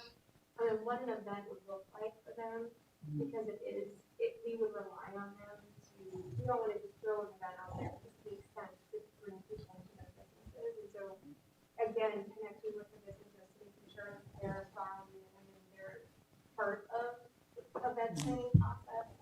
Because we talked about, we do so many events that it's just adding on another one without it being intentional. It's not something that I think any of us want to do at this point, so we don't want to incorporate that with us. So that was one of the things that we had talked about as a council this year. With the rebranding of Garibaldi Fest, one of the things that the council in the past had pushed for was to bring the rides back to that event. Because the Ferris wheel and merry-go-round was very popular, that went away and disappeared, and then they brought back inflatables, which had a tepid response. And when you're looking at rebranding, are you still going to have that same type of atmosphere, or are you moving more towards an arts event? The discussion was to move more towards an arts and culture event, but we also have discussed in promotions utilizing the upper field, Belmont Middle School, perhaps for Red, White, and Belmont, or in other event areas where we can do rides and that type of thing. All right, well, and I don't want to try to talk too much, but I mean, it's something I feel kind of strongly about. When Garibaldi Fest, when our festivals were under control of Park and Rec, and I'll be honest with you, I don't know how and why they shifted, but they did. It was family-centered. When you talk about moving a traditional family-centric event, becoming an arts and crafts festival, I understand the desire to bring people in, tourism, and all that, but at some point, let's reward the citizens that are here with events that are more geared toward our citizenry, not really geared toward, let's bring people from the outside in. I mean, there's of course a place for that. Garibaldi Fest was always one of those events that I thought was geared towards the families in Belmont, because you did have the rides.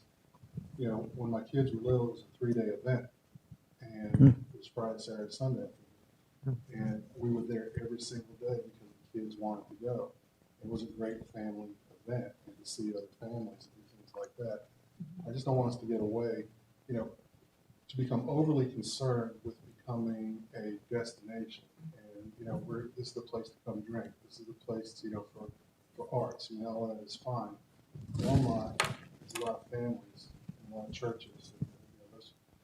And, I'm sure everybody enjoys arts and having beer once in a while, but they also enjoy the opportunity to go to that event, in my opinion, or events like that. And the plan with this agreement is not to remove any of that element at all, it would still be the right. The elevation in arts and culture is more probably the quality of the vendors. We want to add music to make music all day long, so with multiple stages, there are more acts, more opportunities for people to see from any genre, any taste, and we still have the carnival rides. And part of the art integration to this would be to have more interactive art opportunities specifically for children. We've already talked to some of the groups we work with from Moonlight on Main with the student art to create a place, maybe another, we've done this, but something along those lines, an interactive community mural. So it would be to add more to the family element and atmosphere just through arts, through music. The rides would not go away, none of that family atmosphere would leave. Okay, well, I'll just say that the anecdote ancillary benefit of the kids dragging us downtown 3 nights in a row. Was that we ate out every night. When we got tired and bored of the rides, we walk around, do a little shopping stuff. It was a magnet, because all of you with small kids know that if they know their rides in the carnival atmosphere downtown to some extent, like it or not, you're going. I would hate to see that completely disappear. I think that's part of small town also. Sure, and I just was jotting down some of the family events that we have. Where we do have rides, Red, White, and Belmont. Boo Fest, we typically have family friendly, and we can elevate that too if that's what the council would like us to do. And then Christmas Village, completely family friendly. Are we still doing the Easter egg hunt, Cassidy? Still do that in the spring? And we still have the movies in the park, weather permitting. Is that on the schedule for 2022? We've been having discussions about that. Yeah, I hadn't That's seen a it. major equipment failure, so we'll probably need to. Oh, okay. Jennifer always says, don't do what council wants or, what I think, because I'm operating from perception and feelings. Mm-hmm. You ask me to quantify it with any dollar value, I can't. It's anecdotal, I know I find tickets by the roads and hot dogs and candy, so. But, I couldn't put numbers on that. I know it's gotta make sense financially. Does anyone else on council have a comment on that? Do we have enough family-friendly events? Do we have not enough? I mean, the way you're describing it sounds kind of like, I forget the name of the festival they do over in Charlotte. I think it's at Renaissance Park in May. They have like an arts festival with, there's like one section where it's like, they got all the vendors, you walk through, you do that kind of thing. And then they've got another section where they had horse rides and some stuff for the kids to run around on and that sort of thing. So I don't remember the name of it for the life of me. But I know they do it every year and it's impossible to find parking. And but that's kind of what came to mind as you were describing it. So I feel like there's probably a way to do both. Yeah, and I looked at Garibaldi as our large arts and culture event for the year. When we were in promotions committee, with these other events that I mentioned about Belmont, Boo Fest, Christmas Village, being very family-friendly events, and we would have one large arts and culture event as we're trying to elevate arts and culture in the city of Belmont. We can do lots of small events. It really taxes our volunteers. We do 3 or 4, 5, 6 different art walks and all. We can still do those things, but within reason. But I think having one large event was something that we talked And about. certainly arts and culture applies to people in Belmont. If you do something that involves arts and culture, people from Belmont can appreciate the arts and culture. It's not as though only highfalutin folks from Charlotte or somewhere else can appreciate arts and culture. So if you do something like that, all us rubes in Belmont aren't going to come. I will tell you, my daughter can ask me every week to go see the movie. Every week. I want to go see the movie. I want to go see the movie. This has nothing to do with anything else that was going on. She wanted to go see the movie. The arts, bring anybody in downtown. Right. So. Yeah, and one of our committee members suggested that we do art in the park with the kids. So, we bring them in during the day and we either have people from the Arts Guild or even high school art students, which I think would be super.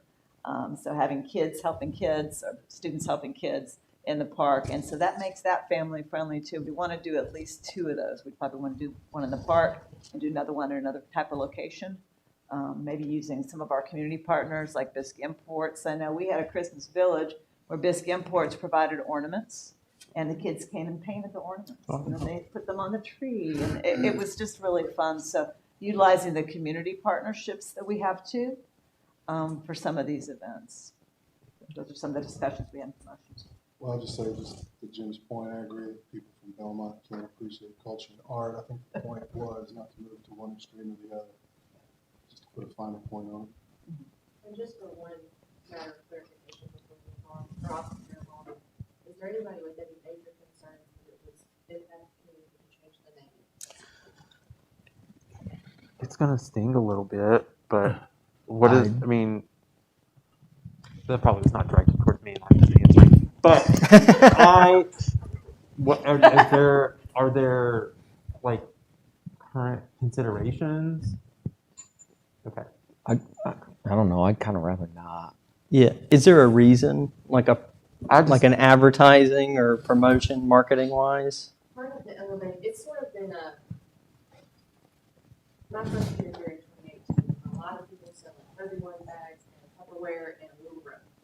And so we've kind of been taking small steps to move towards personal, local artisan, and elevating that way. But since we haven't had it, we want to take the opportunity to come back with a bang in every way we can. The second part of that, anybody you run into that comes to the festival, be it from Belmont or not, do not know what your involvement is. They can't pronounce it, and they seem very confused. I understand it's got historical significance to the town, but in looking at how do we attract more people, our citizens, outside of that in the region, make it something that's a little bit more palatable to roll off the tongue at the very least.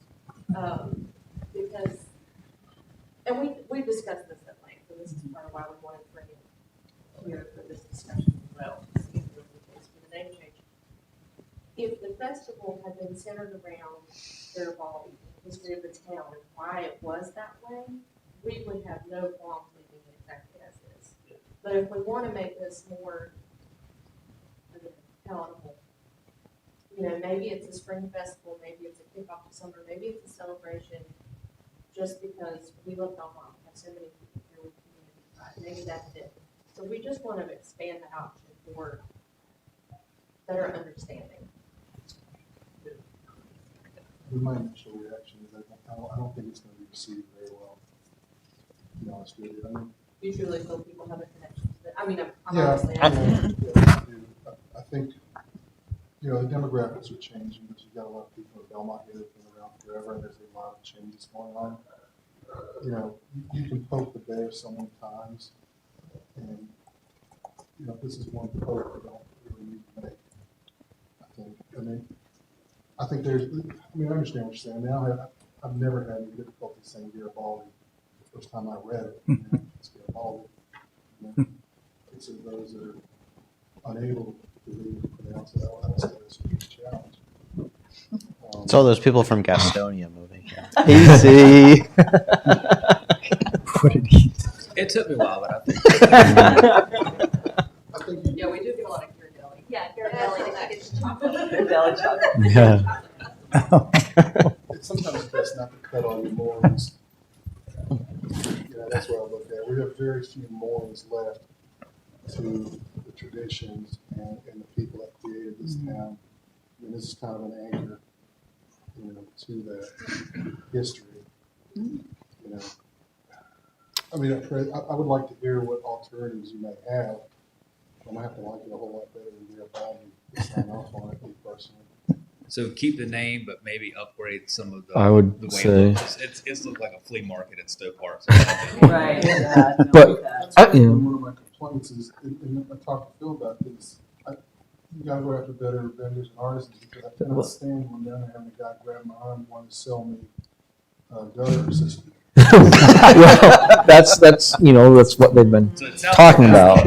Yes. Yeah. I'm with Richard on this one. I don't think we should, I would, since we are talking about history and everything, I would suggest you Google Robespierre and the Festival of the Supreme Being to see how sometimes new names and festivals and changing traditional holidays and festivals are received even in revolutionary France. So I have a feeling that didn't go well for So certain here's people. a thought. Yes. As Richard was talking, I was thinking about Moonlight on Main and the Underground Railroad exhibit that we had. That was history. That told the story of the Underground Railroad. That told, we had it right by the train track, and it was very intentional. The moon, the tracks. Maybe this is an opportunity, since it's an arts and culture event, for us to tell the story of Garibaldi. We don't know what it is. And- Garibaldi. Well, let's tell the story. I think- We can do it in the park. Maybe we can commission an artist, a great artist that did the Underground Railroad. We can commission an artist to tell the story. Well, also, and maybe talk to some local residents that maybe have some connection to the story, that have been here a long time. It's a beautiful mountain. That's just a thought, and that plays right into the arts and culture piece of this too. We can start to tell a little bit more about the story of Belmont when we have these events. well, also too, Belmont Abbey has an entire archive of just designated to that. So that would be a great, if they're going to put up something like that. I mean, Belmont, that would be a great partner because the monks literally have an entire archive of. I mean, they are part of why we're named Belmont, right? So, yeah, the historical. One of our goals this year is to do more of what we started last year in partnering with all these other organizations that are doing other great things in Belmont. And I think it's an opportunity to partner, maybe we have with the Rome and the Historical Society and maybe add our little Belmont walk, history walk. Garibaldi was, I think he brought Italy together. He was a general or a leader in Italy. And, yes. It was Garibaldi, I think the train master for, what was it, Belmont's train station? Well, I think it was the same name, but the reason they changed the name was because the monks at Belmont Abbey, the church didn't like Garibaldi because he took all their land from them to form Italy, which used to be the Papal States. And the Pope actually owned a lot of land that's now Italy, and so when the church came in, they didn't like the name Garibaldi, and that's why it changed to Belmont. And in turn, they said they would name the college after what they decided to change it to. I'm hearing a lot of history here, folks. Yes. Let's do it. Yes. This is great. Garibaldi was actually got built the water towers and stuff like that. He ran the station. All right, I'm seeing a video. I'm envisioning a video interviewing all of you, people in town. This could be great. Well, it sounds like some good ideas then for that. Was there? We're going to talk about Red, White, and Belmont as well. Yeah, anything? Yeah, quickly, Cassidy, could you talk about Red, White, and Belmont? Any changes to that you're Just planning to do? expand them the same way. Okay. Take the same, they were fun all day, add music, start earlier in the day, run it into balance. So very minimal impact there, just more of the same thing. How much earlier? 2 o'clock? 1 o'clock? Yeah. Okay. The early afternoon. Cassidy, Councilman Turner mentioned about having more like the carnival rides that we used to have for summer celebration. Yes. As opposed to the inflatables. Is it? I know it's coming up on festival season. Do we have time to look at quotes and companies that can do that? We can. When I Still came on available. board 4 years ago, they had already moved to the inflatables, and I understand it was cost prohibitive. But we can always look into it. The carousel we use, just for example, we may spend $500 for an inflatable. In Red White Belmont, we moved to that to have more water rides for kids to go off hot days, that kind of thing. But the carousel for Christmas Village is $7,900 back to carousel. So. Well, unfortunately or fortunately, the city used to subsidize through Park and Rec the ticket prices with the vendors, keeping the tickets affordable. So, what killed the rides is when the city pulled that support, and the vendors had to go to full price tickets. And then all of a sudden, the 50-cent ride was now a $2 ride. And so, people weren't riding the rides. So the rides disappeared and you advent of the inflatables, which, you know, the really small kids like, didn't have any impact or anything for anybody else. You know, I want the rides to be affordable. It doesn't make any sense for us to have rides and nobody can afford, except a select few to go on those rides. You know, that was one case where I was not objecting to the city subsidizing that, because that had a direct benefit, I think, to a lot of the residents here. But we do have a lot of, Belmont's a pretty affluent community, becoming more so every day. But not everybody has been blessed with that. There's still a lot of people here who are not in that spectrum. You know, I don't want them, if we have rides, I don't want them to be going to the park and just looking at the rides. We had a discussion about Christmas Village, that very subject, the carousel, do we charge? And I said, no, we don't, because Christmas Village has traditionally been free to the community. It's one of the gifts the Belmont gives to the community, and I wanted it to stay that way. I thought that was very important. And so we did a donation box. How much did we collect, Kest? Like $3,000, $4,000? I don't know, who puts one in the And canned goods, yeah. So, you know, just by asking for donations, we did collect some money. And I think a lot of that too, you said it was 3 days, is because if you have them for 3 days, it stays without that cost. So having a carousel for 3 Weekends. days, Yeah. it 3 was days. more cost, there was a better cost for having it longer. So I think that's probably gonna be one of the challenges that they have, is if we're only doing them for 1 day, the cost is gonna increase dramatically. That's why you typically see those events that are over a long weekend. Well, I know that we fund a lot of studies as a city, you know, airport study. Everybody's funding with the handout. You know, Belmont, we raised our tax rate, and we got the reevaluation twice for everyone. So we've got a lot of cash. So everybody was asking us for, you know, 20,000 here, 50,000, help us study this, help us study that. Not necessarily opposed to all those requests, but if we were going to fund those, I don't mind subsidizing the rides for the community, so everybody's got an equal, you know, shot to get out there and enjoy the festival. You know? So just something to consider. Yep. Is that something you get sponsorships for too? Like, you know, train ride sponsored by, you know, whoever. structured our sponsorship package this way to have specific items on that where that revenue is brought us. So that's actually something we're trying to. Okay. Very good. Any other questions on promotions? Design committee. Amy. Yes, so we have, our design work plan is, we came up with 2 pretty broad strategies. The first one is to expand and support the hub of our growing collection of independently owned businesses, exemplifying an environment supportive of small business and entrepreneurial development in our 3 districts. That would include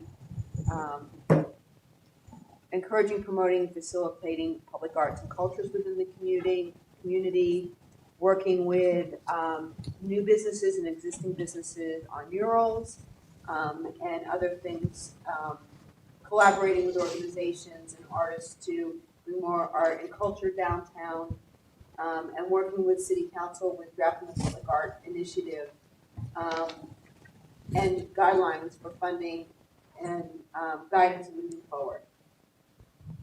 Our second strategy is to connect the districts by providing experiences that encourage residents, guests to use the trolley, trails, sidewalks, and streets to move easily within the districts and to continue to make public safety and beautification recommendations. So those are 2 pretty broad strategies. Within that, we also have our public art plan. Yeah, so as you've all seen in the majority of a lot of what we talk about today is public art. So Katie Miller is now going to be leading our public art subcommittee. She was a full-time employee of the museum, but now she's broken off and does contract work with them, but is still very heavily involved. She's very well connected in the art community, knows art, it's her life. So we're very lucky to have her. Katie Miller. She is holding a workshop tomorrow with our public art committee to put together a plan based on feedback and from you guys today and some ideas that we had. So we're going to work tomorrow to put a 2022 just public art plan together, what we want our community to accomplish. We have in our pipeline, and we've already been talking to 5 different downtown businesses who have told us they're interested in public art and murals. We've had another building owner talk about wanting to put a sculpture up, the old Sco building, 100 North Main. He has an art degree, believe it or not, so he's very interested in more public art at his buildings that he owns. And I know last year in this meeting, it was talked about a city-funded sculpture that maybe nodded to the history of Belmont. And I wanted to kind of circle back around to you guys today to see if that's still something that you're interested in. How can we help that initiative? What I have learned since that meeting is sculptures are pricey, a lot more pricier than a mural or other types of public art. So I just wanted to do a temperature check and see where you are a year later, if that's something that's still of interest. When you're taking our temperatures, what does pricey mean? That's gonna tell I you. had the same question. It's gonna depend on the artist, the material, the size, but tens of thousands of dollars. Can I chime in? Go ahead. There was a question about cost. So I can give a great example. During the title name, Meredith Conley, great regional artist, well known, she brought in her lighted mushrooms. We installed the mushrooms around the fountain in Stowe Park. They were a big hit. A lot of people love the mushrooms. A lot of people are continuously asking, can we keep the mushrooms in the fountain? They were a big hit, just like Underground Railroad and the movement itself. It was just a natural setting for the mushrooms in the fountain. It looked really great. So we are in communication with Meredith, and we asked Meredith about a permanent installation to get an understanding of the cost. So those particular materials that she used for making those mushrooms, they would only last about 4 to 5 years outside in the weather. So we would look at that as a temporary installation. So she would consider a proposal for us for developing a permanent installation using fiberglass to recast those same mushrooms, installing the low LED lighting, and having a permanent installation in the fountain with those mushrooms. And the cost was about $60,000. So that's 60. Did you say 60? You said 65. 60,000. Okay. And so that's a good example of what a public art installation would cost. When we had talked about this, we were talking about a figure or figures, a train conductor, a mill worker, something like that. That ties into the history a little bit more, but do you have any idea what those numbers look like? It's gonna be in the tens of thousands or more. I think maybe if this other business owner that came to us with the idea of a sculpture, not knowing that you guys had already told us that, you would like to see that, I would be curious to see if that business owner would be interested in maybe a partnership with the city and us in doing something, but still, it's gonna be a significant amount of money. When the Fighting Yank that was in front of the middle school, if I remember my history right, the money was raised for that largely from the student body. Maybe this is a great opportunity for our schools in a similar push, pennies for whatever. Roll it into the schools. And try On to get pennies. Kids involved in some of the fundraising, to bring about that public art, get them invested in. I mean, there's a precedent with Fighting Yank, maybe we can do it again. Yeah, and that's a good idea, and I think this kind of ties into the next thing I wanted to check your temperature on, but public art takes a lot of money, and we need to have a way to fund it. And also, as new folks come in, we would like to be able to provide guidelines and support and direction. And so something that we're going to talk about tomorrow with the Public Art Committee is putting together a public art and culture initiative plan guideline. Maybe with suggestions on how Belmont Main Street can help come up with ways to fund public art. And I wanted to see if us creating at least an initial something that we could work with planning and zoning and get their stamp of approval and opinions, and if it's something that council would be interested in us giving it a go. Because you can, from what I understand, any business owner that owns a building can come up and put any kind of art that they want. It could be offensive to some, and, you know, we as Belmont would like to try to avoid that if possible, right? And be able to provide guidance and have business owners know that there's something you can go to get that from officially. Even if it's just a guideline. Yeah. Right now, there's nothing in place to my knowledge. Shelley? Yeah, there's sign ordinance, talks about backlighting and the size of your sign and things like that. Even if you've got your business name on your building, I think there's some guidance there. But for just a mural, you're gonna paint something on your building? No guideline. You don't have to go. So we're at the mercy, right now, we're at the mercy of somebody Good you know, taste. putting anything that they want to put on their building. Yeah. And it could be, you know where Belmont Eye's at right now. There's a big white wall there. Goodness sakes, I'm glad that she's talking to us. Yes. Because she could put, you know, a big pair of eyeglasses on there. You know, she could put on there, and we wouldn't have any ability to say anything about it. In fact, they're great landlords, and I know they do something very tasteful, but there's the opportunity when that would not be the case. Right. Parks can we're giving them free speech and expression issues if it's somebody's property. I mean, we can create guidelines, we can't dictate. Can we? No. Right. It wouldn't have teeth, but it at least would be something that they could go to and know where they can reach out to find help and support guidance.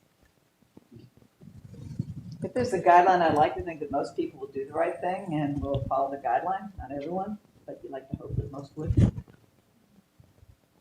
I don't have any issue with the guideline.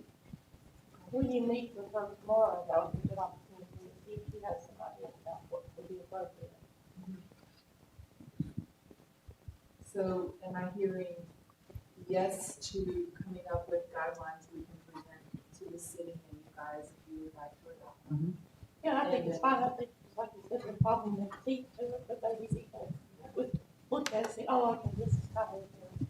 And that would first be presented to planning and zoning, Shelley? Well, Part of it your ordinance? depends. When you say guidelines, are you talking ordinances or a policy document, a guideline? Guidelines are different from ordinances. Ordinances. It have to be are policy. like you have to do this. Right. Guidelines are something that you usually partner up with an incentive, or you would have a document saying, well, we work with the Main Street Board, there's, you know, this is what we'd like to see you do. And so that something would not go to planning board and council if it's a guideline document. It's not an ordinance, but I'm sure if they're going to adopt a policy they hand out, you want to get it to the council. Or maybe there's a way to incentivize it too. In other words, if you do some type of public art and then we have facade events, maybe we would contribute some type of signage for whatever the art is and list it somewhere and that kind of, so that that would contribute to something nice. Well, if you're going to do a facade, you can say to be eligible for the grant, you have to follow the guidelines. Right, yeah. It's more- Right, and they can go through, you know, we have contacts that have great, you know, list of great artists that come up with. Charlotte has an art initiative that they have artists that you work with. If you partner with the Main Street program, you would have access to these artists and custom who like work for them. So there would be a list of benefits. You know, other communities do this a lot. I know Charlotte has really developed this in the last few years. And it's something that we're using as an example when we're talking about this kind of stuff, is to say, what is it that we would want to include? Yeah. Right now, we don't have a public arts commission. We have a public arts subcommittee. And and Main Street, trying to get ahead of some of this art. Okay, so yes on that, you'd be interested in seeing what we come up with. And then yes on continuing with the sculpture, or The conversation, yeah, let's get some pricing on it and continue that conversation. do we know a location? Do y'all have ideas for location? Stowe Park would be an obvious first choice. Well, we'd also talked about doing something here at City World, and we might not have the Parks and Rec Center, Stateville Park, Riverfront Park, something in this area, where the City World's doing Riverfront Park, I think, is certainly a big draw. Well, I don't know if that, does that conflict with our district boundary? So that's getting out of your guys' situation, but if you're asking, that to me is where we're looking at in the future for something. Your plan will probably identify some locations. Okay, I didn't know if you kind of, you were strong on this side. Okay, that's all I have. Thank you. Well, thank you, Emily. Any other questions? Jennifer, do you mind asking the questions? I can barely hear, but for example, the mushroom. If the DBDA were to pursue grants and funding to help secure the pools to cover public parts of certain types of mushrooms, would the council be interested in us pursuing that? I personally think if you're gonna spend $60,000, I'd rather it go toward sculpture or something that we're not gonna have to look at a place in even 5 years now. Just considering because I don't like those, but I want something that's gonna last for a long time. Councilman, so the 60,000 would be recasting the mushrooms in a fiberglass that would be a permanent installation. Okay, so we're not I think- gonna have to replace it? I think that's why they're so expensive. Material like the mushrooms or the plastic that she had used to install during the model. Okay. That material would have only lasted about. Okay, 45 yeah, okay, I've got to clarify that. I'm still more interested in sculpture as opposed to mushrooms. I mean, not that I didn't like those, it's not that, but I think if you're gonna spend your dollars, that's why I've been thinking, of course, maybe I'm being the highfalutin person. I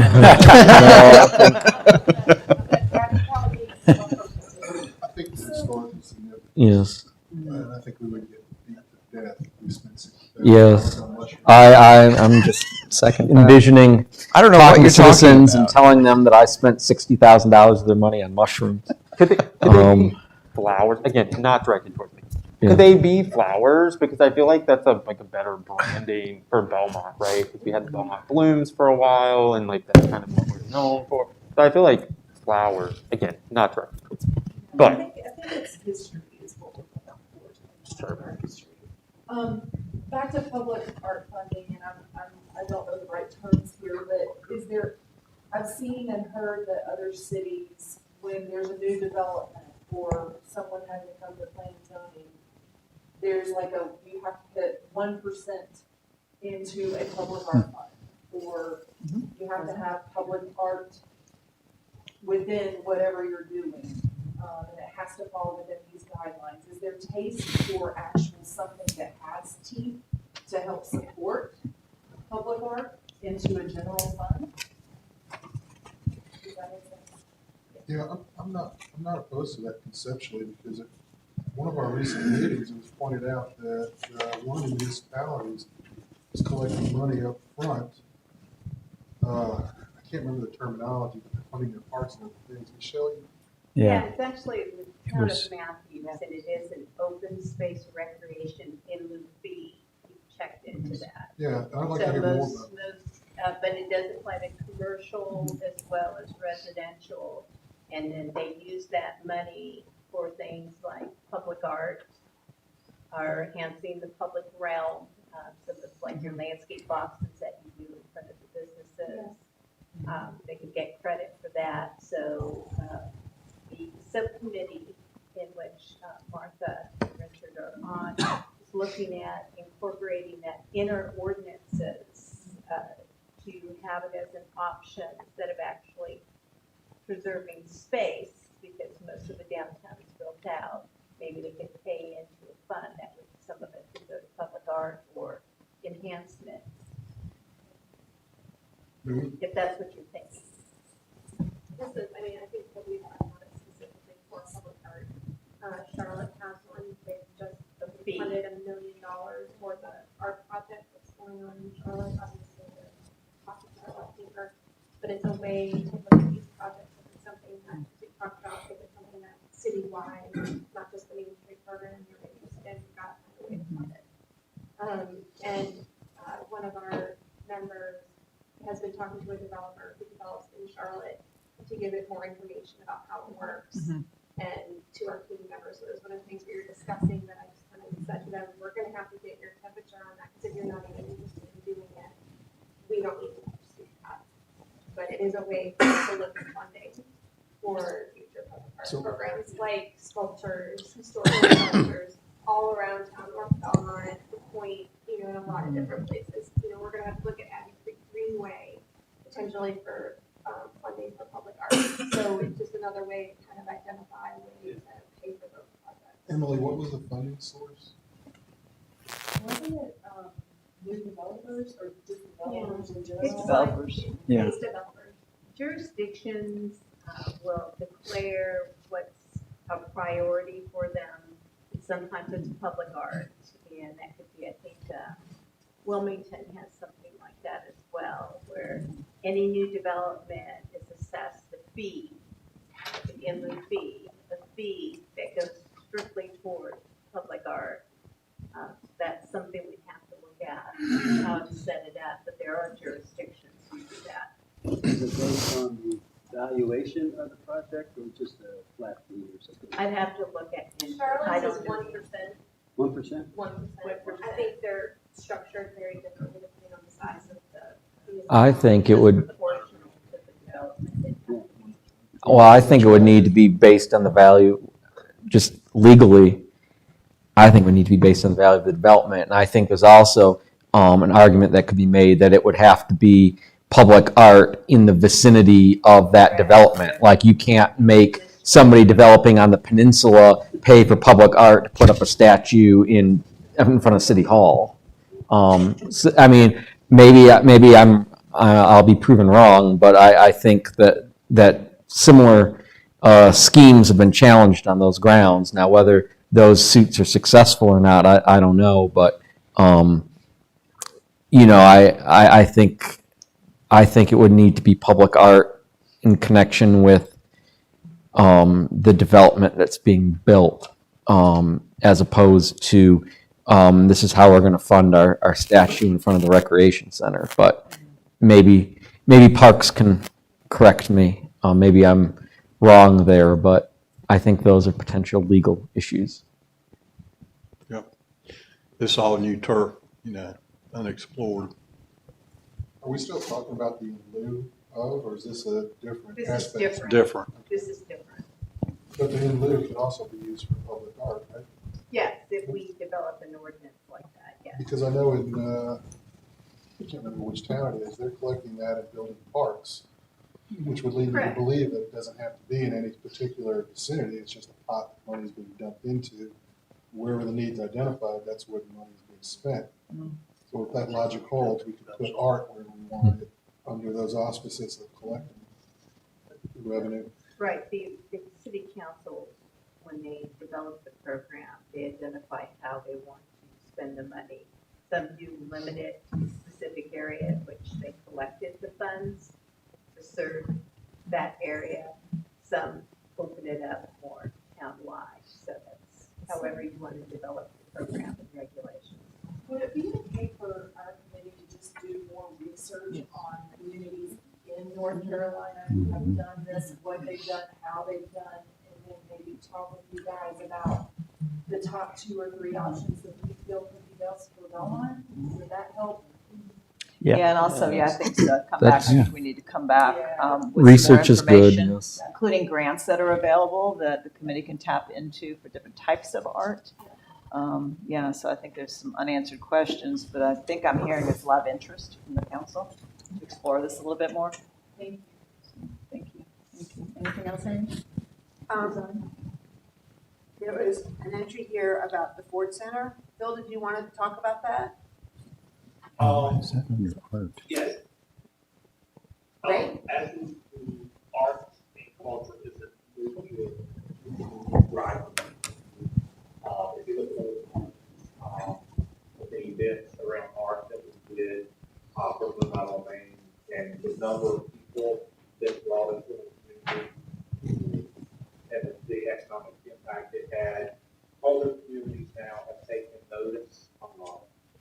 They even in was a Gaston Gazette today. Gaston Gazette is trying to make a big push to bring food arts into their community food as an economic driver.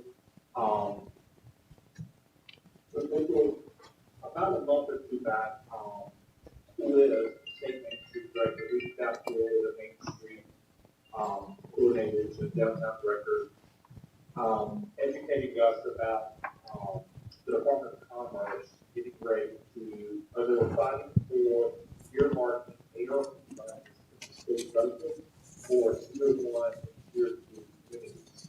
And so it looks like that. And so what this asked was for each of the communities to look at an asset in our communities that were owned by local governments that we could potentially seek funding for creating new businesses or jobs in our downtowns.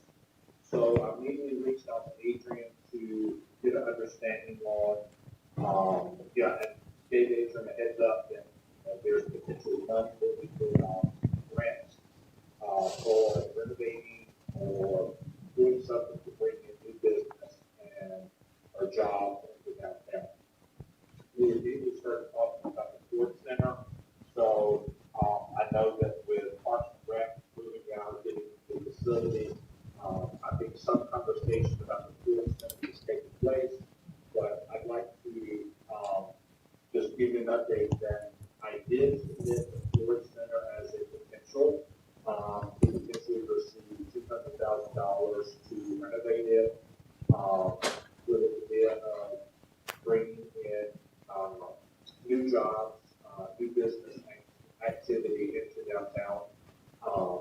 So I guess with the new fiscal year students, if we apply for that, if you're interested, I would love to, somehow, some way look at bringing more artists into downtown Belmont. We do not have a lot of vacant space in downtown. It would be nice if we could find some good space to bring in more arts and cultural activities. So just wanted to put that out there that in the fiscal year showing we have opportunity to apply for funding to help renovate the Ford Center. So I would like to add this, is there any interest in moving forward with something such as that given the opportunity? I think I'm certainly interested, but I guess one of the questions is how restricted would the grant be? And that's a good question. The guidelines have really not been developed yet. Liz asked us to submit potential properties in our downtown that we could submit for the grant. The caveat, the only caveat was that it would help create new jobs or new businesses in our downtown. So, if it was similar to, I guess, the tech works where we're creating entrepreneurial jobs or looking at the creative sector, trying to bring in other creative sector type jobs. I think it should be a goal. Really trying to bring more art and cultural finance into downtown. Bill, does it have to be a new business or can it be an existing business? Okay. Does it have to be a new business or existing? Well, it would be a new business, it could be an existing business, but if would be a good business to our downtown Main Street. So if it was a business, if it was a client or corporate business or a business, out on Wilson Boulevard, on Estonia, High, whatever, if that relocated to our downtown, that would be a new business. Ford Center in our district, in the downtown, in the Main Street district? I don't think so. Not yet. No, it's done that way. We will have an opportunity to apply for grant funding. Belmont is qualified because we have so many areas to community. Burger is a peer level. And so just look there for the grant, so that primarily, I put in that we would need approximately $100,000 to renovate into the business. Yeah, get back to us, but I think we're interested anytime you buy office presents and spring card. As soon as we get more information on that grant, It's right there. I will. No, it's not in it. Shoot up Adrian and Thank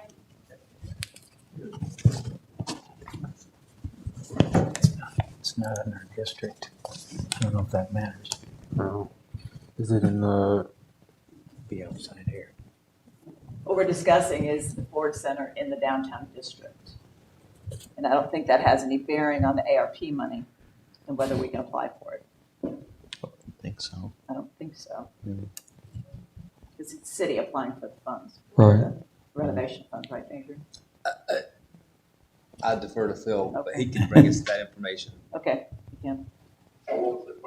The question was whether, since the Ford Center is really probably not in the downtown district, would that still be okay? that'll be something that I need to look into. We, yeah. Yeah. It would If we were to look at expanding the district, then you could accomplish it. Always put it in if it's not in. All right, thank you. Thank you, everyone. In the interest of time, let's move on to economic vitality. Al and Joe. Yeah. Well, as the board shows, that's what our charter is right there. Strengthening existing businesses, identifying new, finding new uses for vacant, intensify the use of existing, and improve business management. Our work plan really doesn't go outside those boundaries. I think it just intensifies. One of my main things has been identifying new businesses in anticipation of vacant properties so that we have bench strength, so to speak, that we're not left to our anybody's devices to what goes in a vacant property, that we get real intentional about what the best new businesses should be. And a bigger topic for tonight's discussion, chime in, Joe, when you're ready, is the Belmont Middle School. Has been on our agenda for a long time. And we spent a lot of time this past year specifically. Actually, it's been on our radar prior to that time. We are participating in visits in the building. John and Jennifer, Joe and myself all visited last week with people of interest, or people that might be interested in partnering with the community in some future development. We're also visiting with another group of people tomorrow that have another view of how the building might be utilized. Our whole interest is the connectivity to Stowe Park. Officially, if we're going to talk about what's in or not in our district, the middle school's still not officially, but because of the connectivity to Stowe Park, it's an incredibly meaningful asset to the community. I don't have any other, John may have some additional details of where it's at right now. It's been publicized, it's going to go to the upset bid process, probably within 30 days or so. And so we're trying to do whatever we can behind the scenes to garner favorable partnerships for the benefit of the community, whatever that might be. Yeah, essentially, we can't, there's only so much that we as committees can do to steer what happens with the mills. And I think that's our biggest fear, is that we're gonna be kind of behind the eight ball when this happens. It's moving pretty quick, as Al said, it's on the surplus website. There's a lot of interest in it. When we went and visited, there was a lot of interest one day that we were there, and they're doing multiple showings. So there is a high amount of interest in being there in that area. So having some impact on what happens to that building is very important for us specifically, as all the committee really. But what is that? What can we do? So the only thing we've been able to proactively do is really go out and try to find people we like, that we know are going to play nice with us in the city. And we'll have that some type of partnership and say, hey, why don't you come and buy the building and you invest in it? And maybe there are certain things the city can do to help, but that will get us some control in what ultimately happens with the space. Yeah. We don't have a lot of tools to do anything to motivate anyone, and the county doesn't necessarily, they don't have a dog in the fight whether Belmont gets it or. Well, we ultimately have a tool. They might not choose to listen to us when they're going through the process, but ultimately, if they're going to have to get a rezone, whatever they want to do, and if we don't like what they're proposing, we can vote it down, and then they're sort of, and as far as I know, and Adrian can, there's no contingency or anything like that. So, I mean, it behooves potential buyers to understand what we're looking for and to work with us, because if they don't, we ultimately do have a say, city council. Beyond the rezoning, conditional use is going to come into play for them as well. They're going to have to petition us, and just want to say, no, that's a give and take process. I've always had my eye on that auditorium for sewage use. And that discussion came up a number of times. Yeah. Yes. Having some type of mixed use, with city use of that auditorium. Well, look at the possibilities of that. Have a theater in there. Yes. Already. Mm-hmm. Got a gymnasium. Yeah. So are these folks cognizant of that fact? That They will be shortly. Yes, I think they're very aware of the. It kind of depends on who's looking at it. I mean, you have so many different development models. It could be senior housing, affordable housing, mixed use, commercial and residential.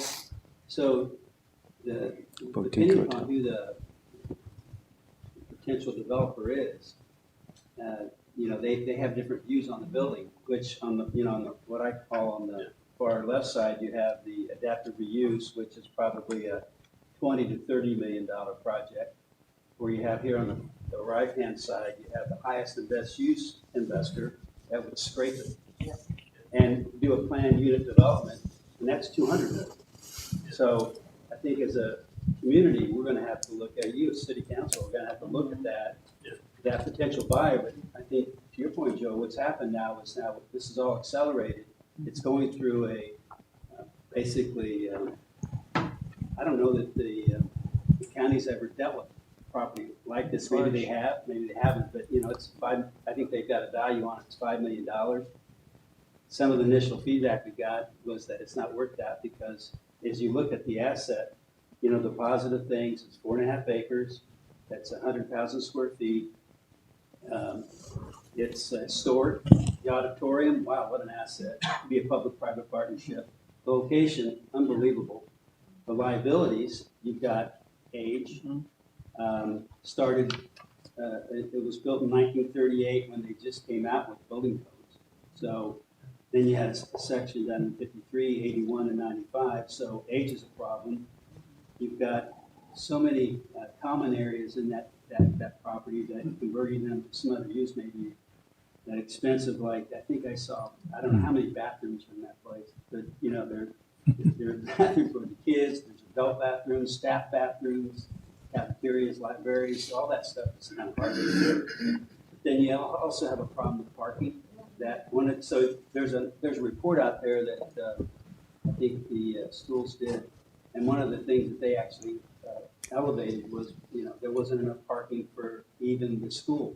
It's like 60 or 80 units. I mean, if you convert it to whether it's, you know, here on the left, adaptive reuse to the highest and best use, you know, that parking is going to be ultimately a problem. So I think there's an opportunity for the community to do a public-private partnership on parking, the auditorium. I think it's a tremendous asset. It's a big opportunity, but whoever's going to look at it, because you guys haven't decided on how to program it, you don't know whether you'll allow this or that or the other, the value for that property is going to be diminished because of that. Because especially if it's going to go up for sale right now. So not knowing what you can do with it and not do with it because, you know. Yeah, Councilman Heffron said that. He said it behooves us. It Yes. behooves the developer to know what the city's looking for. And that behooves us to figure that out. So maybe that's a retreat topic, because I mean, it's a weird situation, because they're not gonna, it's not going to matter for purposes of the bid and the sale, but it's definitely going to matter I think it will. down the road. Oh, absolutely will, because whoever's going to bid on it, if they don't have that already predetermined, that's called time and money. Because the time to development is going to take a lot longer because of those unknowns. So if the city council has an idea, an opportunity to articulate on that, or at least share it publicly, or maybe not publicly, but be prepared for developers to come in, because they're going to come in and talk to you all about it before they make the investment. Yeah, and it's the model, like Michael Applegate was on the tour with us. He's traveling tourism. He'd like to see a hotel there, right? Hotel, civic space. Gosh, that sounds like a winner. Is that what the city wants? Does the city want condos? Does the city want senior housing?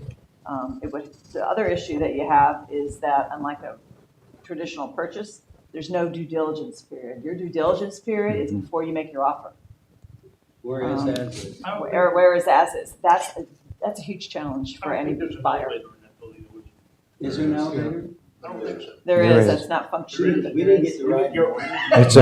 It's a non-functioning shaft right There now. is. Well, I mean, There's the challenges. is a retreat a good forum for this discussion? I would like to put some time toward this at the retreat, because I'm getting a couple calls from local developers as to, you know, what would the city want to see? Yeah. Would the city be willing to partner with me on X, Y, and Z? And my answer is, I have no idea what the city's going to want, because we haven't had that conversation yet. We've got our comprehensive land use plan, we've got our small area plan, so I refer them back to what the community said they wanted through our adopted plans. But, you know, it's going to depend on what the six of you want for that property, because you're ultimately going to have to approve the rezoning. And John and Jennifer are right in the process.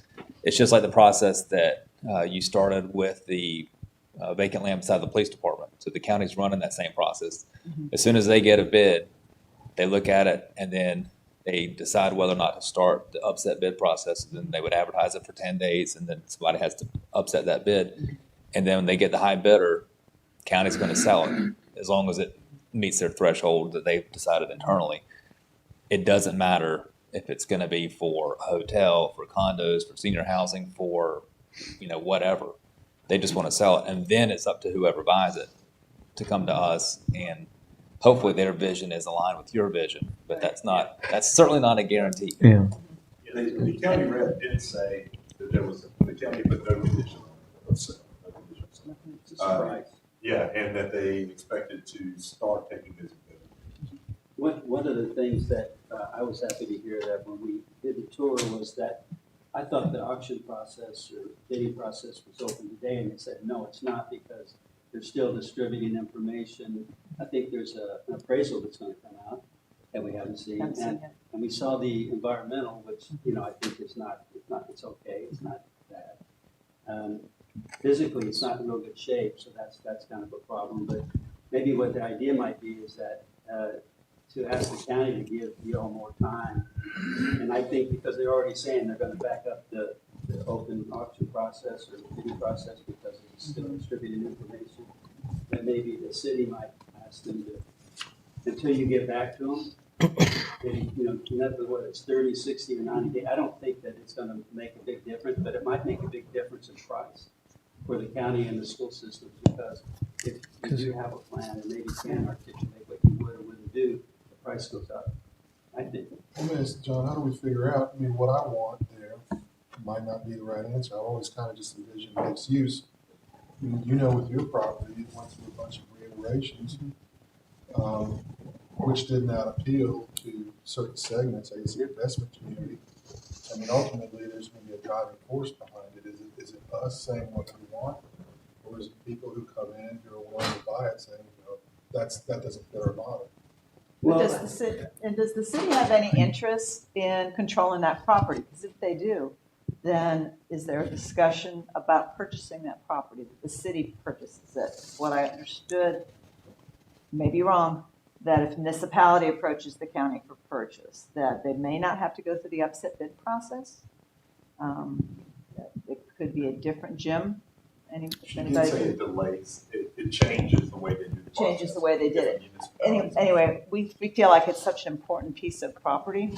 Parking, as discussed earlier, the only way that property works is if they build, again, in my opinion, limited knowledge, parking garage behind the building. That's controlled by the city, that lot is, that is owned by the city. That's the only way that would work. Do anything.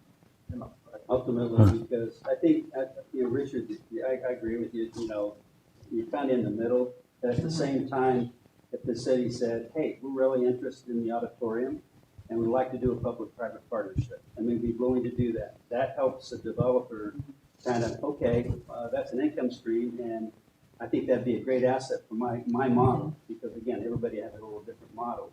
And the same thing with parking. If you said, again, we'll contribute land to a parking garage if you build one. And we'll lease 100 spaces, and that makes it economically viable. They get their parking, we get extra parking, and it's public-private partnership. So I mean, and then from a zoning standpoint, I don't know. I mean, there may be broad enough categories that say, downtown district, everything's going to have to be conditional. So it's really, so it doesn't matter what you zone it. I mean, they're going to have to come to you with plans. So if you said, downtown district, mixed use, apartments, and it could be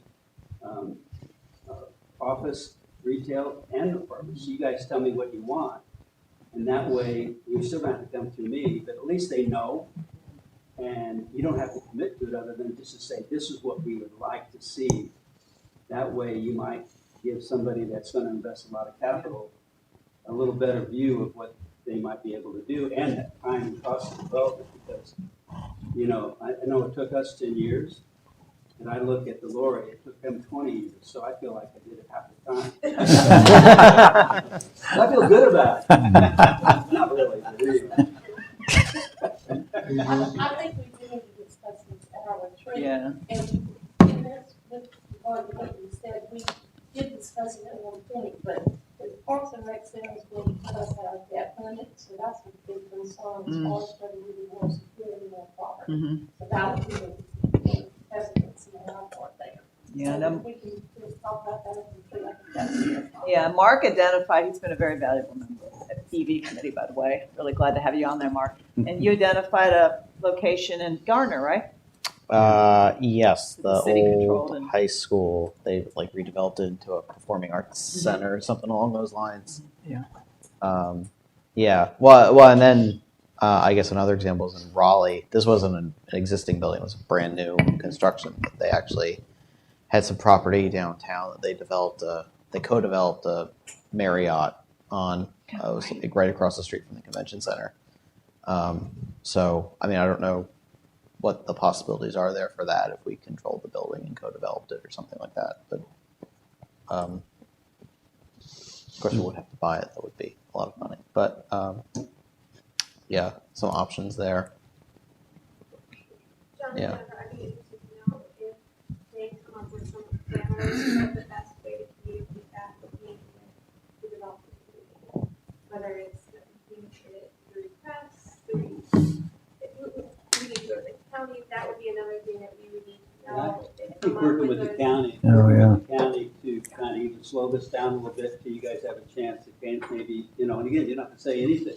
And then on the other hand, not have a better idea what you're gonna end up dealing What the with. options are, yeah. But I think working with the county, and I think that, we talked to Ronnie Worley about this, and he said, you know, that he thinks that the county was really interested in working with Belmont to do the right thing. So, I mean, it doesn't, you know, to just throw this out on the market and sell it, maybe not accomplish what we all want, or maybe sell it too cheap. Having said that, the county has a resolution in place that says they have to retire the debt for the new school. Yeah, so there's, you know, there's time limit maybe on it. Anyway. Possibly if the county won't put a condition on the sale, maybe they'll at least play nice enough to where they would include Belmont's wishes with the information. Sure, because I would think if I was getting ready to bite the bullet and buy this thing and try to build it, I would definitely want to know what I was walking into. Yeah. The environment I'm walking into with the city. So that might be a possibility. But Adrian, talk about the communication with the county. I don't think that they've done too much about communicating about this with us, have they or not?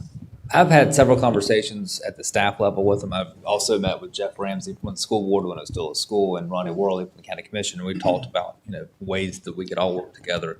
But my discussions with this county staff about this is that, like you said, they're not accepting contingent offers. It's just a straight real estate transaction. I explained to the county staff that there's a huge risk in anybody buying that property without knowing what the Belmont City Council is going to allow or require or condition it for. We're definitely interested in the gymnasium, the auditorium for Performing Arts Center. We have some land in the back, the walking track and the field at Stowe Park as part of Stowe Park. It's not part of the middle school. So there's some opportunities to partner with whoever ends up with it for parking. But without knowing any of that, without having had the discussions with the council, anybody bidding on the property is doing it totally at their risk. And it's, you know, once they get that high bid, the county accepts it. They got to close on it. And then the hard part starts. So it's really a backwards process. And so I let the county know it's a huge risk. It's probably going to drive down the price. I think it will drive down the price if there's a time limit and it's on the price. Then they should be open to listening to some of our suggestions, perhaps about delaying or whatever, so that we can articulate our vision, because it seems like it would benefit them in the long run and perhaps drive up the price. Yeah, Correct. The school board pays them more bonds. So we definitely need to discuss this at the retreat. We've got some time to talk about potential developments, and this would be a big one to discuss. Anybody have any other questions they want to ask the Main Street Board? I would like one thing, if whatever you guys can do to help promote the arts at the Abbey, we've got a free arts situation. We have nationally known people coming about 4 times a year, and they are not good at putting the information out there somehow. And ours is there, but they're never more than about 50 people there, and it's free. So whatever, so you guys are good at pushing things, so you can do all of this way. Because I don't put any communications. Yeah. Because if they just send us information, that would be the best way for us to get out there. And we're And not I asked willing to do that. Yeah, I asked them to, and I don't think they did. Yes, I've got a good connection at home, so. So they don't have an official like art department like that's ran by Simon. I can't remember.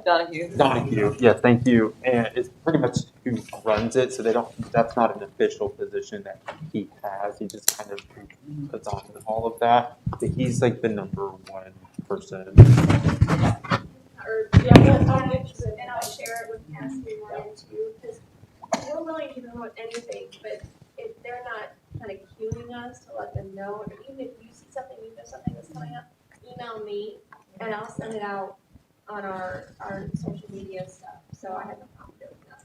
Rolando Rivas is another, he would be, I mean, he's ultimately, We'll put that on our radar as well, because we have members that are, we're trying to establish an ongoing relationship with the Abbey students as they come in and are frequenting downtown, so that would be something we can. Yeah. But he is there more, I mean, every March. Yeah, it's part of our rating Yeah. process. So, council have any other questions for our chairs, for our committees, chairs, anything else that's come up? I just want to tell you, I thank you all so much for participating in this, because it's been a great adventure for us. To learn a lot about what's going on. It's great. We've Thank got you so some much. action items to come back to you with, so we would do that with some minutes and start working on that. And So much. if I could just summarize a little bit of what I've got as, I mean, you've got an ambitious work plan, but just so some priorities that you can come back to the council with at future workshops, social districts, maybe not for a workshop, but carnival rides at the festivals, and a financial plan for that. Potential renovation of the Ford Center, obviously the Belmont Middle School, which we'll talk about at the retreat. And then public art with the master plan, doing some research on ways to pay for that, and maybe some proposals on sculptures or at least cost estimates. And you're gonna have to put some parameters on that, because it could be anything.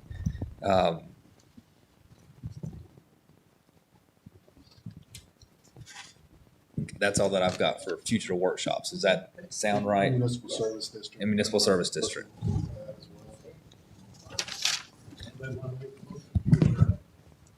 I'll make a motion to adjourn.